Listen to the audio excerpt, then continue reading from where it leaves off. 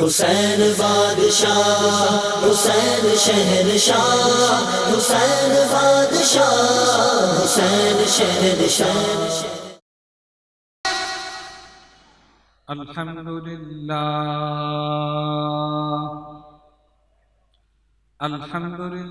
نحمده ونستعینه ونستغفره ونؤمن به ونتوکل علیہ ونعوذ باللہ من شرور انفسنا ومن سیئات اعمالنا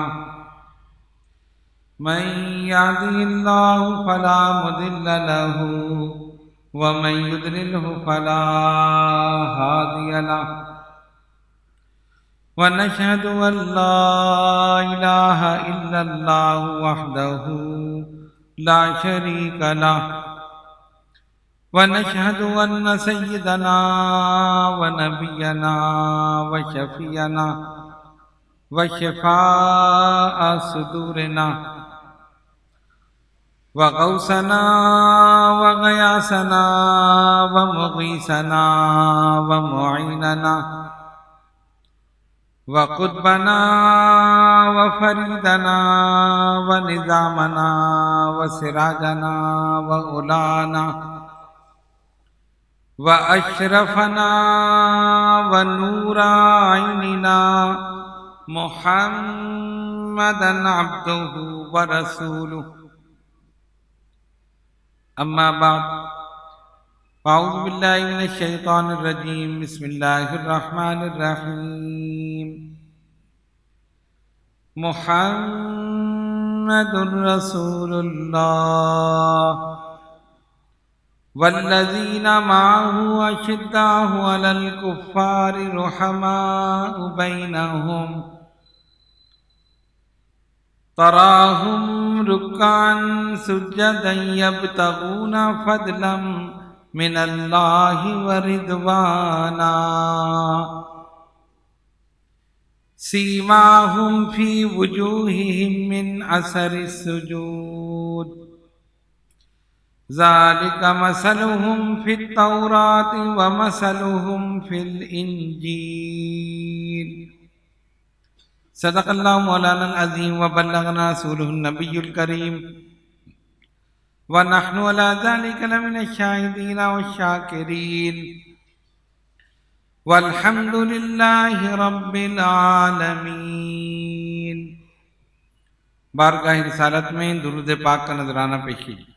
اللہم صلی علی سیدنا و مولانا محمد وعلی آل سیدنا ومولانا محمد واصحاب سیدنا ومولانا محمد وبارک وسلم صلاۃ وسلاما علیک یا رسول اللہ۔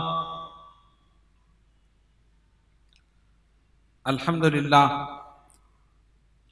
ذکر عشرہ مبشرہ جاری ہے، اور آج انشاءاللہ تعالی عشرہ مبشرہ میں جو صحابہ رضوان اللہ تعالی علیہ مجمعین شامل ہیں، آج ان کے تذکرے کی تکمیل ہو جائے۔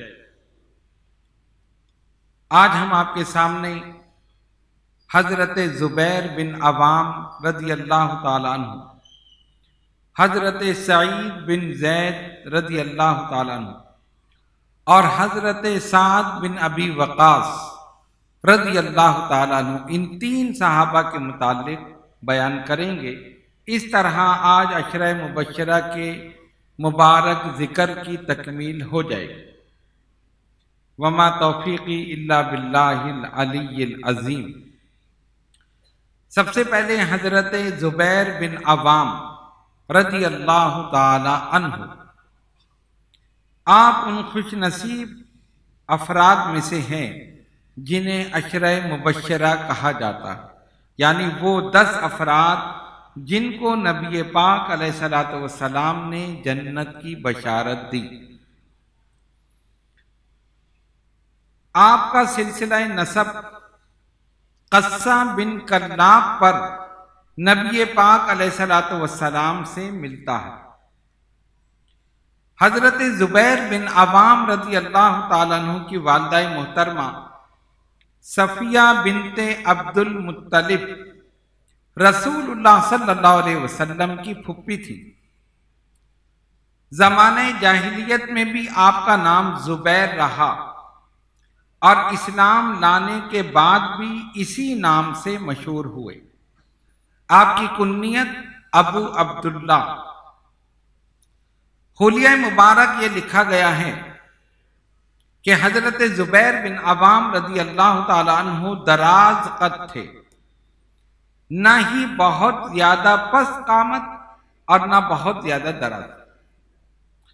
آپ کی داڑھی مبارک ہلکی تھی، رنگ گندم گوں تھا اور بکثرت بال والے تھے۔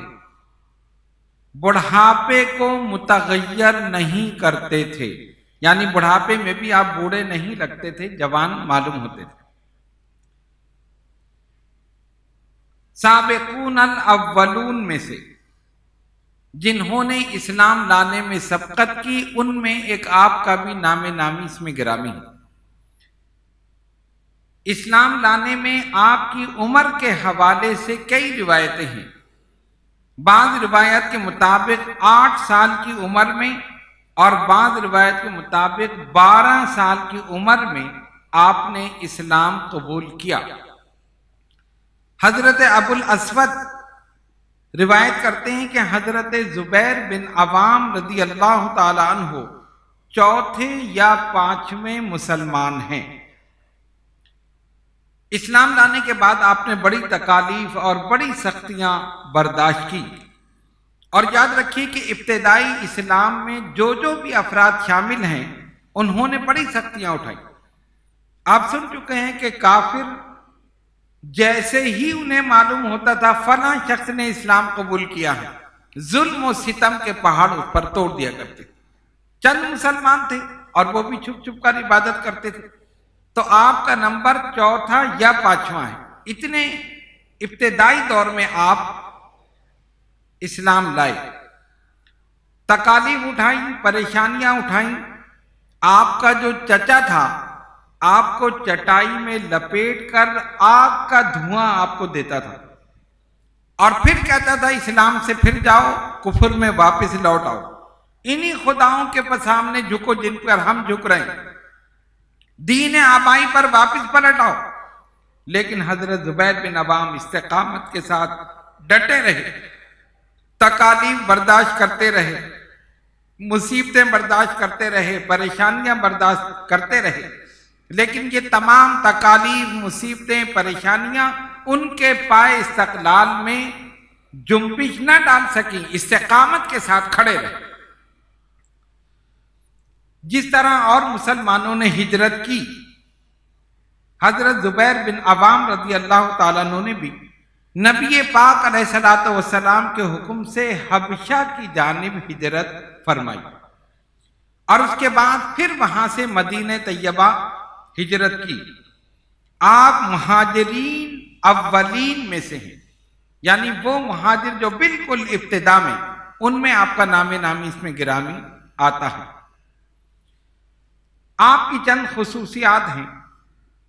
حضرت زبیر بن عوام رضی اللہ تعالیٰ عنہ کی خصوصیات میں سے ایک یہ ہے کہ آپ ہی وہ پہلے شخص ہیں جنہوں نے اسلام کی راہ میں تلوار نکالی۔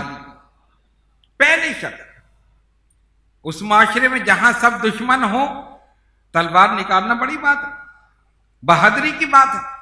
کس میں ہمت ہے کہ سارا کفر موجود ہو اور اسلام کے لیے تلوار نکالے؟ تو آپ وہ پہلے شخص ہیں جنہوں نے اسلام کے لیے تلوار نکالی اور فضا میں لہرائی۔ اس کا سبب کیا ہوا؟ حشام بن عروہ اپنے والد سے روایت کرتے ہیں کہ سب سے پہلے اللہ تعالی کی راہ میں جس شخص نے تلوار اٹھائی وہ زبیر بن عوام رضی اللہ تعالی عنہ، اور فرماتے ہیں اس کی وجہ یہ ہے کہ شیطان نے ایک افواہ اڑا دی کہ نبی پاک علیہ الصلوۃ والسلام کو گرفتار کر لیا گیا، جیسے یہ خبر آپ نے سنی تلوار نکالی اور لوگوں کو چیرتے ہوئے چلے جا رہے ہیں، یہاں تک کہ حضور علیہ الصلوۃ والسلام تک پہنچ گئے۔ سرکار دو عالم علیہ الصلوۃ والسلام اس وقت مکہ معظمہ کے بالائی حصے میں تشریف فرما تھا۔ سرکار نے دیکھا، فرمایا زبیر کیا ہوا، یہ کیا حالت ہے؟ یا رسول اللہ صلی اللہ علیہ وسلم، میں نے یہ سنا تھا کہ آپ کو معاذ اللہ گرفتار کر لیا گیا، اس وجہ سے میں نے یہ تلوار نکالی۔ تو روایت میں آتا ہے کہ سرکار نے ان کے لیے بھی دعا کی، ان کی تلوار کے لیے بھی دعا کی۔ دوسری روایت جو حضرت ابو سعید خدری رضی اللہ تعالیٰ عنہ بیان کرتے ہیں، اور الفاظ یہ ہیں کہ حضرت زبیر بن عوام مکے میں تھے، آپ نے سنا کہ رسول اللہ صلی اللہ علیہ وسلم کو گرفتار کر لیا گیا، جس کیفیت میں بیٹھے تھے اسی کیفیت میں گھر سے روانہ ہو، تلوار ہاتھ میں لے لی، حضور علیہ الصلوۃ والسلام سے ملاقات ہوئی، زبیر کی کیا ہے، یہ کیا حالت ہے؟ یا رسول اللہ صلی اللہ علیہ وسلم، مجھے خبر ملی کہ آپ کو معاذ اللہ گرفتار کر لیا گیا، اور ایک خبر تھی کہ معاذ اللہ قتل کر دیا گیا، اس لیے میں تلوار لے کر نکلا۔ سرکار نے فرمایا تو کیا کرتا، یعنی جو تم تلوار لے کر آئے ہو کیا کرتے؟ یا رسول اللہ صلی اللہ علیہ وسلم، میں قریش مکہ کو بغیر پوچھ گچھ کے قتل کر دیتا۔ اتنی محبت حضور علیہ الصلوۃ والسلام۔ تو پہلے جس شخص نے سب سے پہلے تلوار اٹھائی حضرت زبیر بن عوام رضی اللہ تعالیٰ، یہ ان کی خصوصیت ہے۔ حضرت جابر رضی اللہ تعالیٰ عنہ اس کو روایت کرتے ہیں، فرماتے ہیں کہ رسول اللہ صلی اللہ علیہ وسلم نے فرمایا ہر نبی کے حواری ہوتے ہیں، میرا حواری زبیر ہے۔ ہر نبی کے حواری ہوتے ہیں، میرا حواری زبیر ہے۔ اس کو بخاری و مسلم نے زیادتی کے ساتھ روایت کیا، اور ان کے الفاظ یہ ہیں کہ رسول اللہ صلی اللہ علیہ وسلم نے خندق کے روز برانگیختہ کیا تو زبیر نے اس پر جواب دیا، آپ نے پھر برانگیختہ کیا، زبیر نے پھر جواب دیا، تو نبی پاک علیہ الصلوۃ والسلام نے اس موقع پر فرمایا ہر نبی کے حواری ہوتے، میرا حواری زبیر ہے۔ یہ بخاری مسلم نے یہ روایت بیان کی ہے۔ ایک اور آپ کی خصوصیت، اب یہ ساری خصوصیات ہیں اور فضائل، ہشام بن عروہ بیان کرتے ہیں بدر کے دن، یعنی جب جنگ بدر ہوئی ہے تو حضرت زبیر بن عوام رضی اللہ تعالیٰ عنہ نے زرد رنگ کا عمامہ پہنا ہوا، زرد رنگ کا عمامہ پہن کر میدان بدر میں آئے۔ آپ نے زرد رنگ کا عمامہ پہنا ہوا تھا۔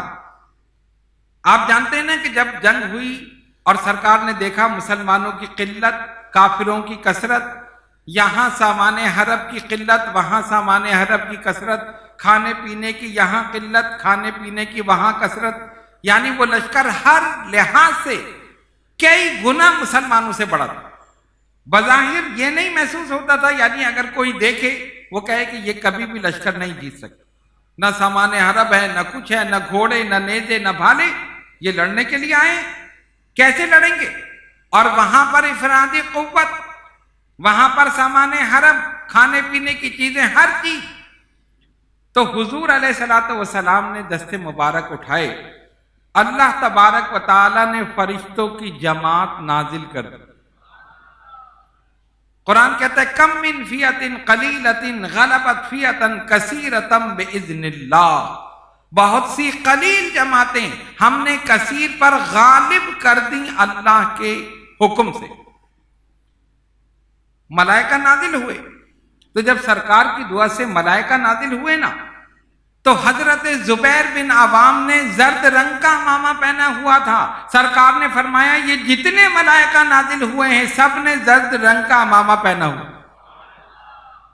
جو آپ نے عمامہ پہنا، جس رنگ کا عمامہ آپ نے پہنا، فرشتے بھی وہی عمامہ پہن کر نازل ہوئے۔ حضور علیہ الصلوۃ والسلام نے آپ کو ایک نیزہ دیا تھا، آپ نے جنگ بدر میں اس نیزے سے جنگ لڑی۔ نیزہ ہوتا ہے ایک لمبا سا لوہا ہوتا ہے اور سامنے نوک ہوتی، تو بہت سے ہوتے ہیں وہ اس کو چلانے میں مہارت رکھتے ہیں، پیٹ میں گھوپ دیا، ادھر مار دیا ادھر مار دیا، آپ کو مہارت تھی، سرکار نے عطا فرمایا۔ فرماتے ہیں کہ اس نیزے سے میں نے جنگ کی تو ایک شخص جو کافروں کی طرف سے تھا لوہے کے لباس میں ملبوس، اس کو کہتے ہیں زرہ بختر، وہ لوہے کا لباس ہوتا تھا، یعنی اگر تلوار ماری تو کوئی اثر نہیں ہوگا۔ سر پر ایک لوہے کی ٹوپی ہوتی تھی، صرف آنکھیں نظر آتی تھیں یا منہ، سانس لینے کے لیے اتنی جگہ بس کھلی ہوتی، آنکھیں اور منہ پورا لوہے کا یہاں تک، اور اس کے بعد لوہے کی ایک قمیص ہی ہوتی تھی، اسے پہن لیتے تھے، وہ پورا لباس ہوتا تھا، تو وہ پہن کے آدمی بے فکر ہوتا تھا۔ وہ لباس پہن کر ایک کافر آپ کے سامنے آ گیا، فرماتے ہیں کہ میرے پاس وہ نیزہ تھا جو رسول اللہ صلی اللہ علیہ وسلم نے عطا فرمایا۔ اب انہوں نے دیکھا مارو کہاں، پورا لباس لوہے کا ہے نا، آدمی بغیر اس کے تو پیٹ میں مار دے، اس کے سینے میں مار دے، ارے یہ تو پورے لباس میں۔ فرماتے میں نے دیکھا کہ اس کی آنکھیں کھلی ہوئی ہیں، میں نے تاک کر اس کی آنکھ میں نیزہ مارا، اسی سے وہ واصل جہنم ہو ختم ہو گیا، اسی نیزے سے۔ رسول اللہ صلی اللہ علیہ وسلم نے ایک دن فرمایا، کون ہے جو بنو قریظہ کے پاس جا کر ان کی خبر میرے پاس لے آئے؟ حضرت زبیر بن عوام رضی اللہ تعالیٰ عنہ کھڑے ہوئے، یا رسول اللہ صلی اللہ علیہ وسلم میں یہ کام کرتا ہوں۔ فرماتے ہیں کہ میں چلا گیا، جب میں واپس آیا تو رسول اللہ صلی اللہ علیہ وسلم نے میرے لیے اپنے ماں باپ کو جمع کیا، ارشاد فرمایا زبیر تم پر میرے ماں باپ قربان۔ صحابہ سرکار سے کہتے ہیں یا رسول اللہ فدا کا امی و ابی، ہمارے ماں باپ قربان۔ سرکار نے حضرت زبیر بن عوام رضی اللہ تعالیٰ عنہ کے لیے فرمایا زبیر تم پر میرے ماں باپ قربان۔ یہی بات، اچھا بخاری اور ترمذی نے لکھا کہ یہ حدیث حسن ہے، یہی بات جنگ احد کے لیے مشہور ہے کہ سرکار نے فرمایا تم پر میرے ماں باپ قربان۔ جب کافروں کی طرف سے تیر آ رہے تھے نا تو سرکار دو عالم علیہ الصلوۃ والسلام ترکش سے، یعنی ترکش جس میں تیر ہوتے ہیں، نکال کر حضرت زبیر کو دے رہے تھے، یہ لو یہ تیر لو چلاؤ، یہ تیر لو چلاؤ، اور یہ کمان میں رکھ کر چلاتے تھے کافروں کی طرف۔ تو سرکار تیر دیتے جاتے تھے، زبیر تم پر میرے ماں باپ قربان ہو، تیر چلاؤ، تم پہ میرے ماں باپ قربان، تیر چلاؤ۔ تو یہ احد کے روز تو حضرت زبیر بن عوام رضی اللہ تعالیٰ عنہ فرماتے ہیں 2 مرتبہ سرکار نے یہ ارشاد فرمایا، ایک احد کے روز، ایک بنو قریظہ کے روز، یعنی جب میں وہ خبر لے کر آیا۔ حضرت زبیر بن عوام رضی اللہ تعالیٰ عنہ فرماتے ہیں ایک روز نبی پاک علیہ الصلوۃ والسلام نے مسجد نبوی میں ہمیں فجر کی نماز پڑھائی۔ یہ بڑا دلچسپ واقعہ ہے، غور سے سنیے گا۔ کہتے ہیں سرکار نے نماز پڑھائی اور نماز پڑھا کر جب واپس تشریف لائے تو حضور علیہ الصلوۃ والسلام نے ایک ارشاد فرمایا آج رات تم میں سے کون ہے جو جنوں کے وفد کی طرف میری اتباع کرے گا؟ جنوں کے وفد، جن جانتے ہیں نا، جنات جانتے ہیں آپ لوگ؟ دیکھا کبھی؟ دیکھنا چاہتے ہو؟ بھیج دیں گے رات کو دیکھ لینا، غائب ہو جاؤ گے پھر اس کے بعد نظر ہی نہیں آؤ گے، اگلے سال نظر آؤ۔ خیر بہرحال، تو فرمایا جنوں کے وفد کی طرف کون میری اتباع کرے گا؟ حضرت زبیر بن عوام رضی اللہ تعالیٰ عنہ فرماتے ہیں سب خاموش، کسی نے جواب نہیں۔ سرکار نے 3 مرتبہ فرمایا جنوں کے وفد کی طرف کون میری اتباع کرے گا؟ کہتے ہیں جب سب خاموش رہے تو آقا دو جہاں صلی اللہ علیہ وسلم میرے پاس سے گزرے، میرا ہاتھ سرکار نے پکڑ لیا، اور جیسے ہی میرا ہاتھ پکڑا میں کھڑا ہو گیا۔ بھئی آقا نے ہاتھ پکڑا ہے، ایک تو خوش نصیبی ہے، آقا مجھے لے کے جا رہے، فوراً کھڑے ہو گئے با ادب اور ان کے ساتھ چلنا شروع کر دیا۔ کہتے ہیں سرکار چلتے رہے، میں حضور علیہ الصلوۃ والسلام کے ساتھ ساتھ جا رہا، یہاں تک کہ مدینے کے کھجوروں کے سارے درخت پیچھے رہ گئے۔ مدینہ طیبہ میں کھجوروں کے درخت ہیں نا، ان کے کہنے کا مطلب یہ تھا کہ جب ہم چلتے رہے درخت پیچھے رہ گئے اور ہم بے آباد زمین میں آ گئے، یعنی جہاں درخت بھی ختم ہو گئے تھے، کچھ نہیں تھا۔ اچانک وہاں دراز قد کے لوگ نظر آئے، لمبے لمبے، کہتے جیسے نیزہ ہوتا ہے نا اس سے بھی زیادہ لمبے، کپڑے پہنے ہوئے، کپڑے جیسے نیزے کے اوپر کپڑے ڈال دو نا تو کپڑا ہلے گا، اتنے لمبے لوگ مجھے نظر آئے۔ اور جب میں نے انہیں دیکھا تو میرے جسم پر کپ کپی طاری ہو۔ حضرت زبیر بن عوام رضی اللہ تعالی جب کپ کپی طاری ہوئی تو رسول اللہ صلی اللہ علیہ وسلم ٹھہر گئے۔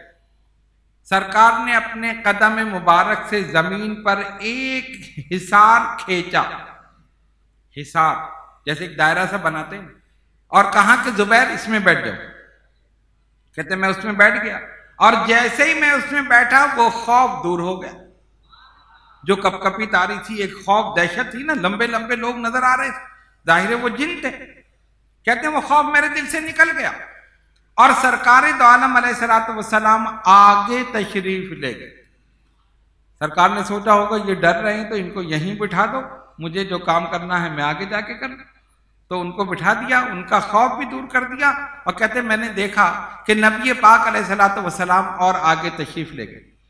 پھر میں نے دیکھا کہ سرکار دو عالم علیہ الصلوۃ والسلام نے تلاوت کی، قرآن مجید فرقان حمید کی۔ جو لوگ نظر آ رہے تھے نا ان پر قرآن کی تلاوت کی۔ اب انہوں نے بس اتنا ہی لکھا، آگے نہیں لکھا کہ کس زبان میں گفتگو کی، ظاہر ہے جنوں کی زبان الگ ہے، کس زبان میں گفتگو کی، کیا بات ہوئی، کیا تبلیغ ہوئی، بس اتنا کہتے ہیں کہ میں نے دیکھا اور میں نے سنا کہ سرکار دو عالم علیہ الصلوۃ والسلام نے قرآن کریم کی تلاوت کی۔ پھر کچھ دیر کے بعد سرکار صلی اللہ علیہ وسلم واپس تشریف لائے، اور جب میرے پاس سے گزرے فرمایا مل جاؤ، یعنی اٹھ جاؤ۔ کہتے میں فوراً کھڑا ہو گیا اور حضور علیہ الصلوۃ والسلام کے ساتھ ساتھ چلنے لگا۔ پھر جب ہم آگے بڑھے تو سرکار نے فرمایا زبیر پیچھے مڑ کر دیکھو یہ لوگ آ رہے ہیں یا نہیں۔ کہتے میں نے پیچھے مڑ کر دیکھا تو لوگوں کا ایک جمع غفیر تھا، کافی تعداد میں لوگ۔ عرض کی یا رسول اللہ صلی اللہ علیہ وسلم میں تو کافی لوگوں کو دیکھ رہا ہوں، بہت سے لوگوں کو دیکھ رہا ہوں۔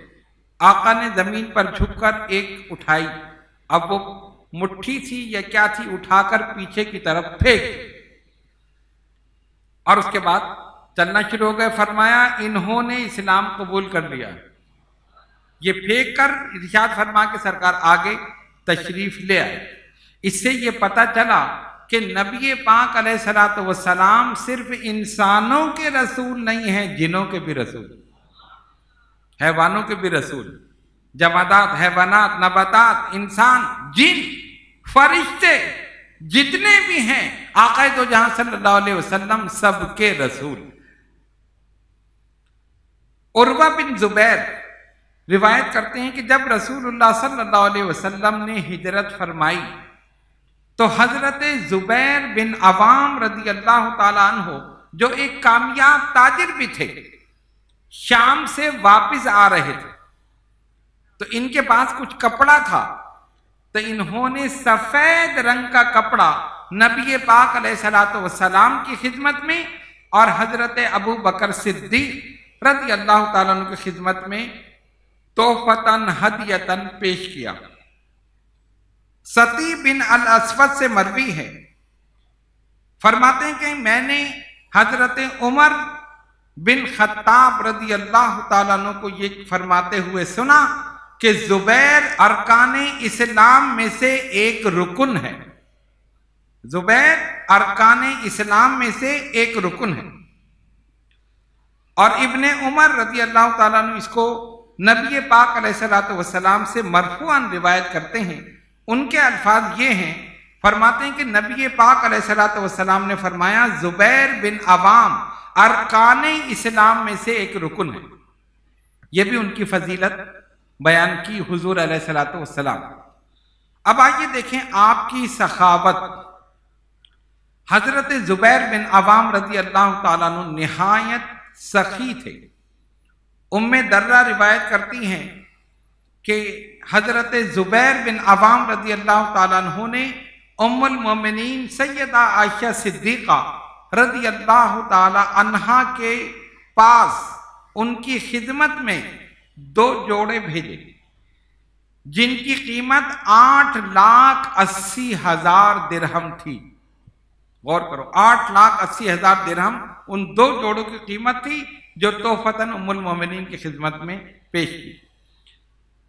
کعب سے مروی ہے کہ حضرت زبیر بن عوام رضی اللہ تعالیٰ عنہ کے 1,000 غلام تھے، 1,000 جو انہیں خراج دیتے تھے، اور ان پیسوں کو وہ گھر میں نہیں لاتے تھے، باہر ہی خیرات کر دیا کرتے۔ جتنے بھی پیسے ملتے سب کے سب یتیموں، مسکینوں، بیواؤں میں، فقیروں میں سب کے سب خیرات کر دیا کرتے، اتنے سخی تھے۔ ایک اور روایت کے مطابق آپ نے اپنا ایک گھر 6 لاکھ درہم میں بیچا، 6 لاکھ۔ لوگوں نے باتیں کی ان کے پاس تو بڑا پیسہ ہے، انہوں نے تو غبن کر لیا، انہوں نے تو یہ کر لیا۔ فرمایا میں نے کوئی غبن وبن نہیں کیا، میں نے اپنا مکان 6 لاکھ درہم میں بیچا ہے، اور وہ 6 لاکھ درہم وہیں کھڑے کھڑے سب مسکینوں میں، یتیموں میں تقسیم کر دیا۔ 6 لاکھ درہم۔ آپ کی ایک خصوصیت یہ بھی ہے کہ نبی پاک علیہ الصلوۃ والسلام نے آپ کو ریشم کا لباس پہننے کی اجازت دی۔ ریشمی کپڑا جو ہے نا مردوں کے لیے حرام ہے، تو سرکار نے ان کو اجازت دی، اور حضرت عبد الرحمن ابن عوف رضی اللہ تعالیٰ عنہ ان 2 صحابہ کو اجازت دی۔ حضرت انس رضی اللہ تعالیٰ عنہ اس حدیث کو روایت کرتے ہیں، فرماتے ہیں کہ زبیر و عبد الرحمن ابن عوف دونوں نے رسول اللہ صلی اللہ علیہ وسلم سے ایک غزوے میں جوؤں کی شکایت کی، جوئیں ہو گئی، تو آپ نے ان کو ریشمی قمیض پہننے کی اجازت دے دی۔ اور دوسری روایت، رسول اللہ صلی اللہ علیہ وسلم نے حضرت عبد الرحمن ابن عوف اور حضرت زبیر بن عوام ان دونوں کو ریشمی قمیض پہننے کی اجازت دی، اور پھر فرماتے ہیں کہ اس کی وجہ یہ تھی کہ خارش ان کے جسم میں ہو گئی، تو جسم میں خارش ہو گئی، لباس تکلیف دیتا تھا، سرکار سے عرض کی، سرکار نے اجازت دے دی، تم ریشمی قمیض پہن سکتے ہو۔ حضرت زبیر بن عوام رضی اللہ تعالیٰ عنہ بہت سارے غزوات میں شریک ہوئے، اپنی دلیری، بہادری، شجاعت کے جوہر دکھاتے رہے، نبی پاک علیہ الصلوۃ والسلام سے سچی محبت کی، سرکار کے ہر حکم پر سر تسلیم خم کیا، حضور علیہ الصلوۃ والسلام سے جنت کی بشارت حاصل کی، حواری ہونے کی بشارت حاصل کی، اور بہت ساری آپ کی خصوصیات ہیں۔ آپ کی شہادت کا واقعہ بھی بڑا عجیب ہے۔ ابو عمر کہتے ہیں کہ حضرت زبیر بن عوام رضی اللہ تعالیٰ عنہ جنگ جمل میں شریک ہوئے۔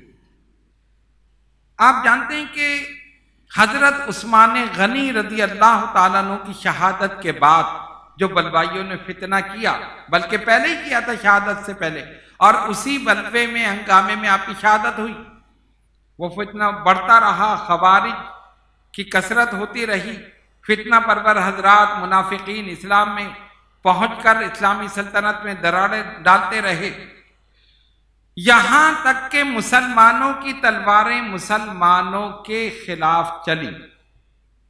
2 جنگیں ہوئی، جنگ جمل اور جنگ صفین۔ حضرت علی شیر خدا رضی اللہ تعالیٰ عنہ اور حضرت امیر معاویہ رضی اللہ تعالیٰ عنہ کے درمیان۔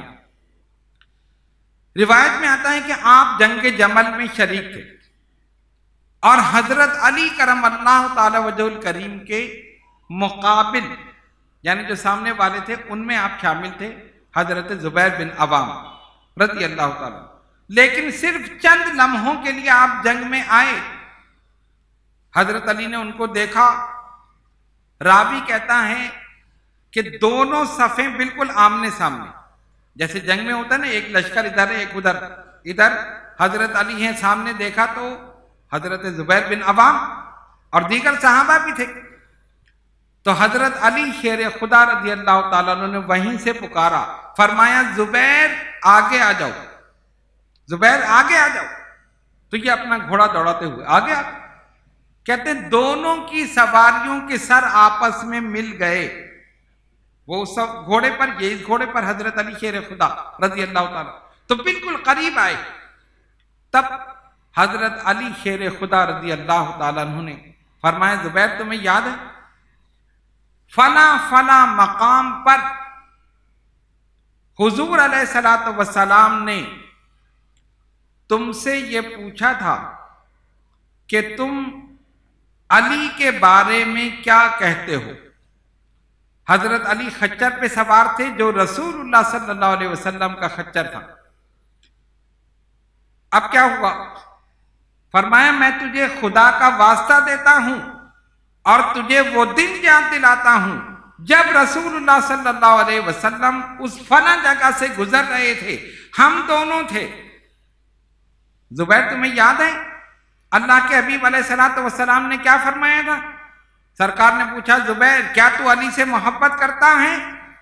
تو آپ نے کہا تھا کہ میں علی سے محبت کرتا ہوں، اور میں کیوں نہ کروں کہ وہ میرا ماموں زاد ہے، اور دین کی اتباع کرنے والوں کے ساتھ میں محبت نہ کروں، یہ کیسے ہو سکتا ہے؟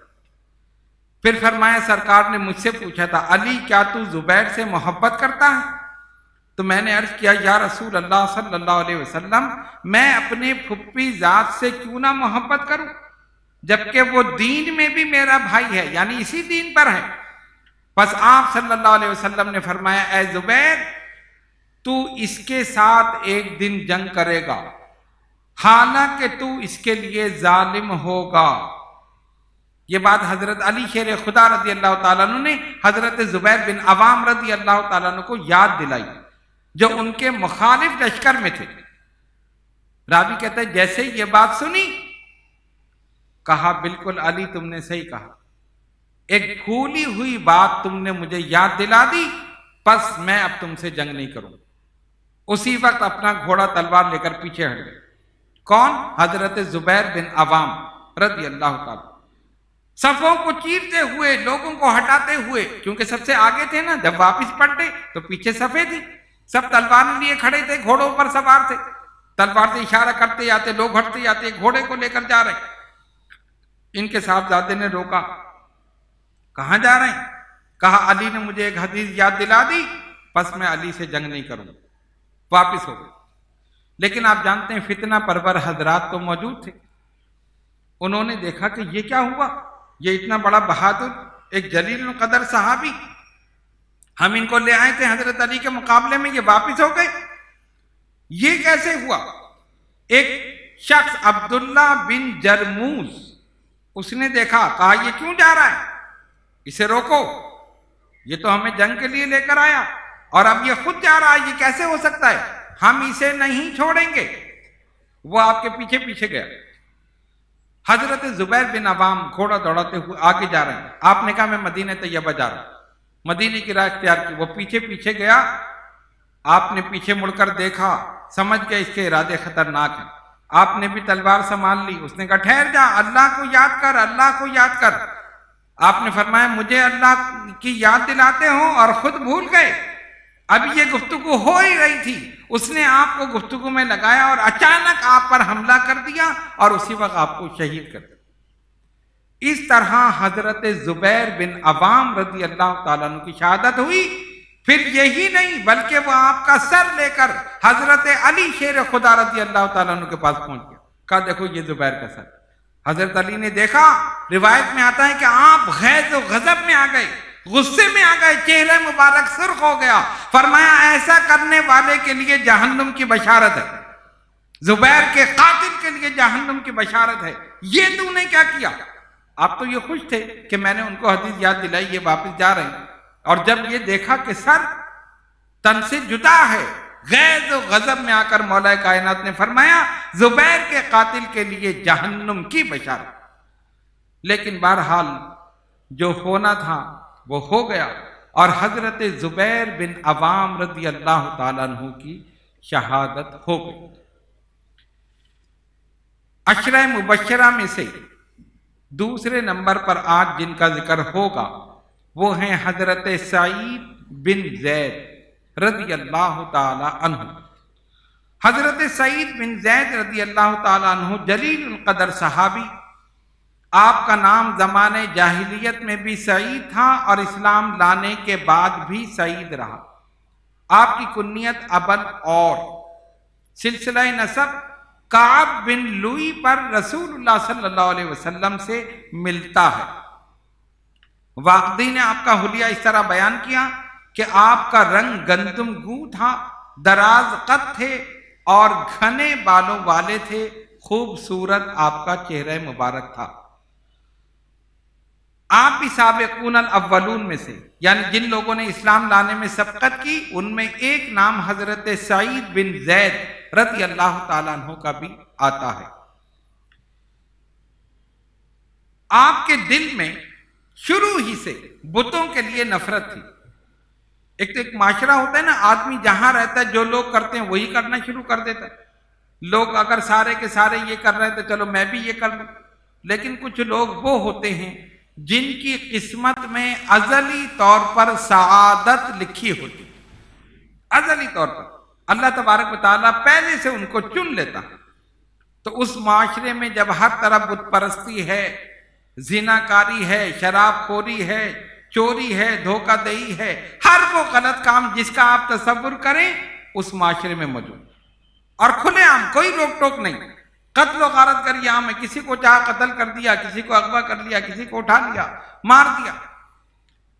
اس معاشرے میں بھی حضرت سعید بن زید کے دل میں ایک بات پیدا ہوئی، کوئی دین ایسا ہو جو بالکل سچا دین۔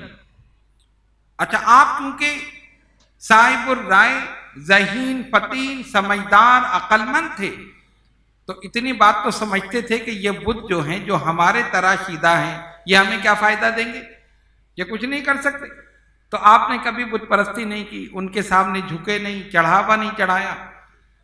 تو جب یہ بات آپ کے دل میں پیدا ہوئی تو آپ نے ایک سفر کیا اور ملک شام چلے گئے۔ دور دراز ممالک میں گھومتے گھومتے جب شام پہنچے تو ایک یہودی عالم سے ملاقات ہوئی۔ اس یہودی عالم سے پوچھا کوئی دین ایسا جو بالکل سچا ہو مجھے بتاؤ، میں وہ دین قبول کر لوں۔ اس نے کہا خدا کا غضب اگر چاہتے ہو تو ہمارا دین قبول کر لو۔ خدا کا غضب چاہتے ہو تو ہمارا دین؟ فرمایا نہیں، مجھے غضب نہیں چاہیے، مجھے تو اس کی رحمت چاہیے۔ اس قسم کی باتیں ہوتی رہیں۔ اب نہ جانے اس نے یہ جملہ کیوں کہا، حالانکہ خود اسی دین پر تھا، لیکن روایت میں یہی جملہ لکھا ہے۔ بہرحال اس نے کہا ایک دین ہے جو نہ یہودی اس پر عمل کرتے نہ عیسائی، اس دین پہ تم چلے جاؤ۔ کہا کون سا دین ہے؟ کہا دین حنیف۔ آپ نے پوچھا یہ کون سا دین ہے؟ کہا اس پہ نہ یہودی عمل کرتے ہیں نہ عیسائی عمل کرتے ہیں۔ کہا یہ کون سا دین ہے؟ کہا یہ حضرت ابراہیم علیہ السلام کا دین، اور اس دین کی تبلیغ کریں گے محمد صلی اللہ علیہ وسلم۔ پس وہیں سے آپ پلٹ گئے، مکہ معظمہ آ گئے، اور پھر طویل روایت ہے کہ کس طرح آپ نبی پاک علیہ الصلوۃ والسلام کے پاس پہنچے اور اپنی زوجہ محترمہ جن کا نام تھا ام جمیل بنت الخطاب، جو حضرت عمر بن خطاب رضی اللہ تعالیٰ عنہ کی بہن تھی۔ آپ نے حضرت عمر رضی اللہ تعالیٰ عنہ کے واقعے میں ان کا ذکر سنا ہے نا۔ یہ دونوں حضرت عمر رضی اللہ تعالیٰ عنہ سے پہلے اسلام لائی۔ فرماتے ہیں ہم عمر سے پہلے ہیں اسلام قبول کرنے میں۔ حضرت سعید بن زید اور آپ کی زوجہ محترمہ ام جمیل بنت الخطاب، اور بعض روایت میں ام جمیل فاطمہ بنت الخطاب، یہی دونوں تھے جن کے پاس حضرت عمر رضی اللہ تعالیٰ عنہ پہنچے تھے۔ آپ نے واقعہ سنا تھا نا حضرت عمر رضی اللہ تعالیٰ عنہ کا، جب یہ وہاں پہنچے اور دروازے پہ دستک دی، قرآن پڑھنے کی آواز آ رہی تھی، سنا، غیظ و غضب میں آ گئے، دروازہ کھولا، اور دروازہ کھولتے ہی بہنوئی کو پکڑا، ان کو مارنا شروع کیا۔ بہن ام جمیل فاطمہ بنت الخطاب آگے بڑھی، ان کے چہرے پر مارا، چہرے سے خون جاری ہو، کوئی چیز ہاتھ میں تھی وہ ماری، سر پھٹ گیا، خون جاری۔ شاعر نے لکھا بہن بہنوئی کو آخر عمر نے اس قدر مارا کہ زخموں سے نکل کر خون کی بہنے لگی دھارا۔ بہن بولی عمر ہم کو اگر تو مار بھی ڈالے، شکنجوں میں کسے یا بوٹیاں کتوں سے نچوا لے، مگر ہم اپنے دین حق سے ہرگز پھر نہیں سکتے، بلندی معرفت کی مل گئی ہے گر نہیں سکتے۔ یہ دونوں تھے حضرت سعید بن زید اور آپ کی زوجہ محترمہ حضرت ام جمیل فاطمہ بنت الخطاب، اور کیفیت کیا تھی؟ دہن سے نام حق، آنکھوں سے آنسو، منہ سے خون جاری۔ زخمی ہو گئے نا، منہ سے خون جاری، لیکن زبان پر اللہ تعالیٰ کا نام ہے، اس کے حبیب کا نام ہے۔ دہن سے نام حق، آنکھوں سے آنسو، منہ سے خون جاری، عمر کے دل پہ اس نقشے سے عبرت ہو گئی طاری، عمر کے دل پہ اس نقشے سے عبرت ہو گئی طاری۔ یہی وہ دونوں تھے جو اسلام پر استقامت کے ساتھ قائم تھے۔ فاروق اعظم نے جب یہ نقشہ دیکھا کہ زخموں سے چور چور ہیں، پھر بھی سرکار کا نام لے رہے، پھر بھی لا الہ الا اللہ محمد رسول اللہ پڑھ رہے، دل پر ایک کیفیت ہوئی، کہا مجھے بھی دکھاؤ وہ کلام۔ بہن نے کہا تم ناپاک ہو، حالت کفر میں ہو، غسل کر لو تو قرآن ہاتھ میں لے۔ غسل کیا، قرآن ہاتھ میں لیا، قرآن کا ہیبت و جلال ان کے دل پر طاری ہوا، اور سرکار کی بارگاہ میں جا کر اسلام قبول کر لیا۔ تو آپ کا قبول اسلام حضرت عمر رضی اللہ تعالیٰ عنہ سے پہلے۔ واقعی نے بیان کیا کہ رسول اللہ صلی اللہ علیہ وسلم نے انہیں اور حضرت طلحہ کو شام کی طرف بھیجا کافروں کے متعلق معلومات کے لیے۔ فرمایا خاموشی سے جاؤ اور وہاں سے جاسوسی کر کے آؤ، پوچھ کر آؤ کیا ہو رہا ہے۔ جب یہ وہاں گئے اور وہاں سے واپس آئے، غزوہ بدر ہو چکا، آپ اس میں شریک نہیں ہوئے۔ حضرت طلحہ اور حضرت سعید بن زید جب یہ دونوں واپس آئے نا، تو انہوں نے کہا سرکار مال غنیمت میں حصہ، سرکار نے فرمایا یہ لو حصہ، لیکن اجر، مطلب ظاہری حصہ تو مل چکا، اجر و ثواب، فرمایا جو اجر و ثواب اہل بدر کا ہے، یعنی جنہوں نے جنگ بدر میں شرکت کی، وہی تمہارا بھی۔ یہ نبی پاک علیہ الصلوۃ والسلام نے انہیں خصوصیت عطا فرمائی۔ عبداللہ بن سالم روایت کرتے ہیں کہ ہم رسول اللہ صلی اللہ علیہ وسلم کے ساتھ ہیرا کے مقام پر تھے۔ ہیرا ہلا جنبش کی۔ آپ نے فرمایا ٹھہر جا، تجھ پر نہیں ہے مگر نبی، صدیق، شہید۔ آپ سے پوچھا گیا وہ کون؟ آپ نے فرمایا رسول اللہ صلی اللہ علیہ وسلم ابو بکر، عمر، عثمان، علی، طلحہ، زبیر، سعید اور عبد الرحمن ابن عوف۔ پوچھا 10واں کون؟ کہا 10واں میں تھا۔ حضرت سعید بن زید رضی اللہ تعالیٰ عنہ نے فرمایا آپ کی خصوصیت یہ تھی کہ آپ مستجاب الدعوات تھے۔ مستجاب الدعوات کا مطلب ہے جس کی ہر دعا قبول ہو۔ یہ بڑی اہم بات ہے اور بڑی خصوصی بات ہے، اور کسی کو یہ خصوصیت حاصل ہو جائے تو اس پر اللہ کا بہت بڑا کرم ہے۔ آپ دیکھتے ہیں نا، ہم دعائیں مانگتے ہیں، دعائیں قبول نہیں ہوتی۔ لوگ کہتے ہیں جی اولاد کی دعا مانگی قبول نہیں ہوئی، شادی کی دعا مانگی قبول نہیں، نوکری کی، فلاں کی ہم دعائیں کر رہے ہیں، دعائیں قبول نہیں ہو رہی۔ بزرگوں نے فرمایا دعائیں اس لیے قبول نہیں ہوتی تم اپنی زبانوں کی حفاظت نہیں کرتے، جھوٹ بولتے ہیں، غیبت کرتے ہیں، چغلی کھاتے ہیں، لوگوں کی دل آزاری کرتے ہیں، گالیاں دیتے ہیں، فحش گوئی کرتے ہیں، اور یہ تمام کام کرنے سے زبان کا اثر ختم ہو جاتا ہے، اور جب اثر ختم ہوتا ہے دعا قبول نہیں ہوتی۔ یہی وجہ ہے نا، آپ دیکھتے ہیں بزرگان دین، اولیاء کاملین، جس کے لیے انہوں نے دعا کے لیے ہاتھ اٹھائے دعا قبول ہوتا ہے نا، جس کے لیے ہاتھ اٹھائے دعا قبول۔ کیوں؟ وہ بھی ہماری طرح انسان تھے۔ فرق یہ ہے انہوں نے اپنی زبانوں کو جھوٹ سے روک لیا، غیبت سے روک لیا، چغلی سے روک لیا، کسی کی دل آزاری سے روک لیا، فحش گوئی سے روک لیا، گالیوں سے، ہر قسم کی غلط بات سے زبان کو روک لیا۔ ایک تو روکا اور دوسرا کیا کام کیا؟ اس زبان کو اللہ اور اس کے رسول صلی اللہ علیہ وسلم کے ذکر میں مشغول رکھا۔ خالی نہیں بیٹھے درود پاک کا ورد کر رہے ہیں، کلمہ طیبہ کا ورد کر رہے ہیں، کسی نہ کسی قرآن کی آیت کا ورد کر رہے ہیں۔ زبان جب مسلسل اللہ کے ذکر میں اور رسول اللہ صلی اللہ علیہ وسلم کے ذکر میں مشغول رہے گی، یقیناً زبان میں اثر پیدا ہوگا، اور جب اثر ہوگا دعا قبول ہو جائے گی، دعا قبول ہو جائے گی۔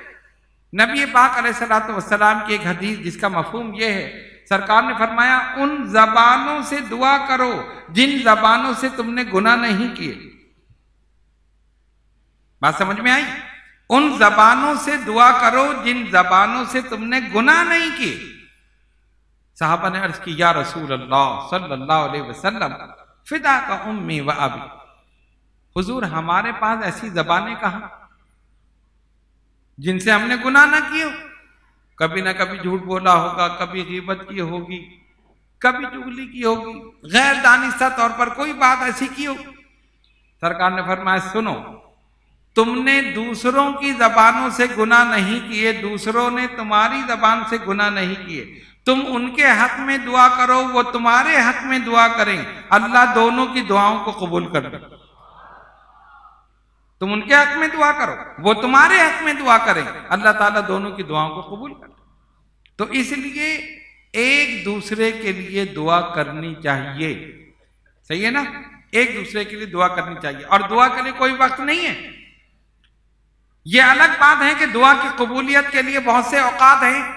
سرکار نے فرمایا فرض نمازوں کے بعد کی گئی دعا ضرور قبول ہوتی، فرض نمازوں کے بعد۔ اب ایک عجیب سا ایک ٹرین چلا ہے، بہت سے لوگ دعا نہیں کرتے، نماز پڑھے اور بھاگے سیدھے، سنتیں بھی نہیں پڑھتے، پڑھیں گے تو وہ جو مؤکدہ ہیں، جو غیر مؤکدہ وہ بھی نہیں پڑھیں گے، بھاگے فوراً، ایسا لگتا ہے معاذ اللہ جو کوئی قرض اتار دیا آپ نے، بس پڑھ کے بھاگ رہے ہیں۔ ارے نماز اطمینان کے ساتھ پڑھو، خشوع اور خضوع کے ساتھ اللہ کی بارگاہ میں دعا کے لیے ہاتھ اٹھاؤ، پھر دیکھو وہ خالق کائنات کیسی رحمتیں اور برکتیں نازل کرتا ہے۔ دعا ہی نہیں کرتے، دعا کیجئے، ہر نماز کے بعد دعا کیجئے، سنتوں کے بعد دعا کیجئے، وظائف پڑھ کے دعا کیجئے، ذکر اذکار کے بعد دعا کیجئے، جب خالی بیٹھیں دعا کیجئے، ہر وقت دعا کرو، جب اللہ رب العالمین چاہے گا دعا قبول کر لے۔ اور جب بھی دعا کرو اس یقین کے ساتھ کرو وہ سن بھی رہا ہے اور قبول بھی فرما۔ ارے اس کی شان یہ ہے کہ بندہ سجدہ کرتا ہے، سجدہ زمین پر کرتا ہے اور زمین پر کہتا ہے سبحان ربی الاعلی، سبحان ربی الاعلی۔ وہ سجدے میں کہتا ہے زمین پر، اور خالق کائنات ساتوں آسمانوں کے اوپر سنتا، وہ ساتوں آسمانوں کے اوپر سنتا۔ سجدہ کر کے تو دیکھو، کبھی آدھی رات کے بعد کا وقت ہوتا ہے نا، مقبولیت کا ہوتا ہے، آدھی رات کے بعد اٹھ کر گرم بستر کو چھوڑ کر وضو کر کے مصلی بچھا کر اپنی پیشانی کو اس کی بارگاہ میں جھکا کر خشوع اور خضوع کے ساتھ سجدہ کرو، اپنے گناہوں پر نظر کرو اور آنکھوں سے 2 آنسو بہا کر دیکھو کتنی رحمتیں نازل کرتا، کتنی رحمتیں نازل کرتا ہے۔ اس کو پکار کے تو دیکھو، بڑا رحیم، بڑا کریم۔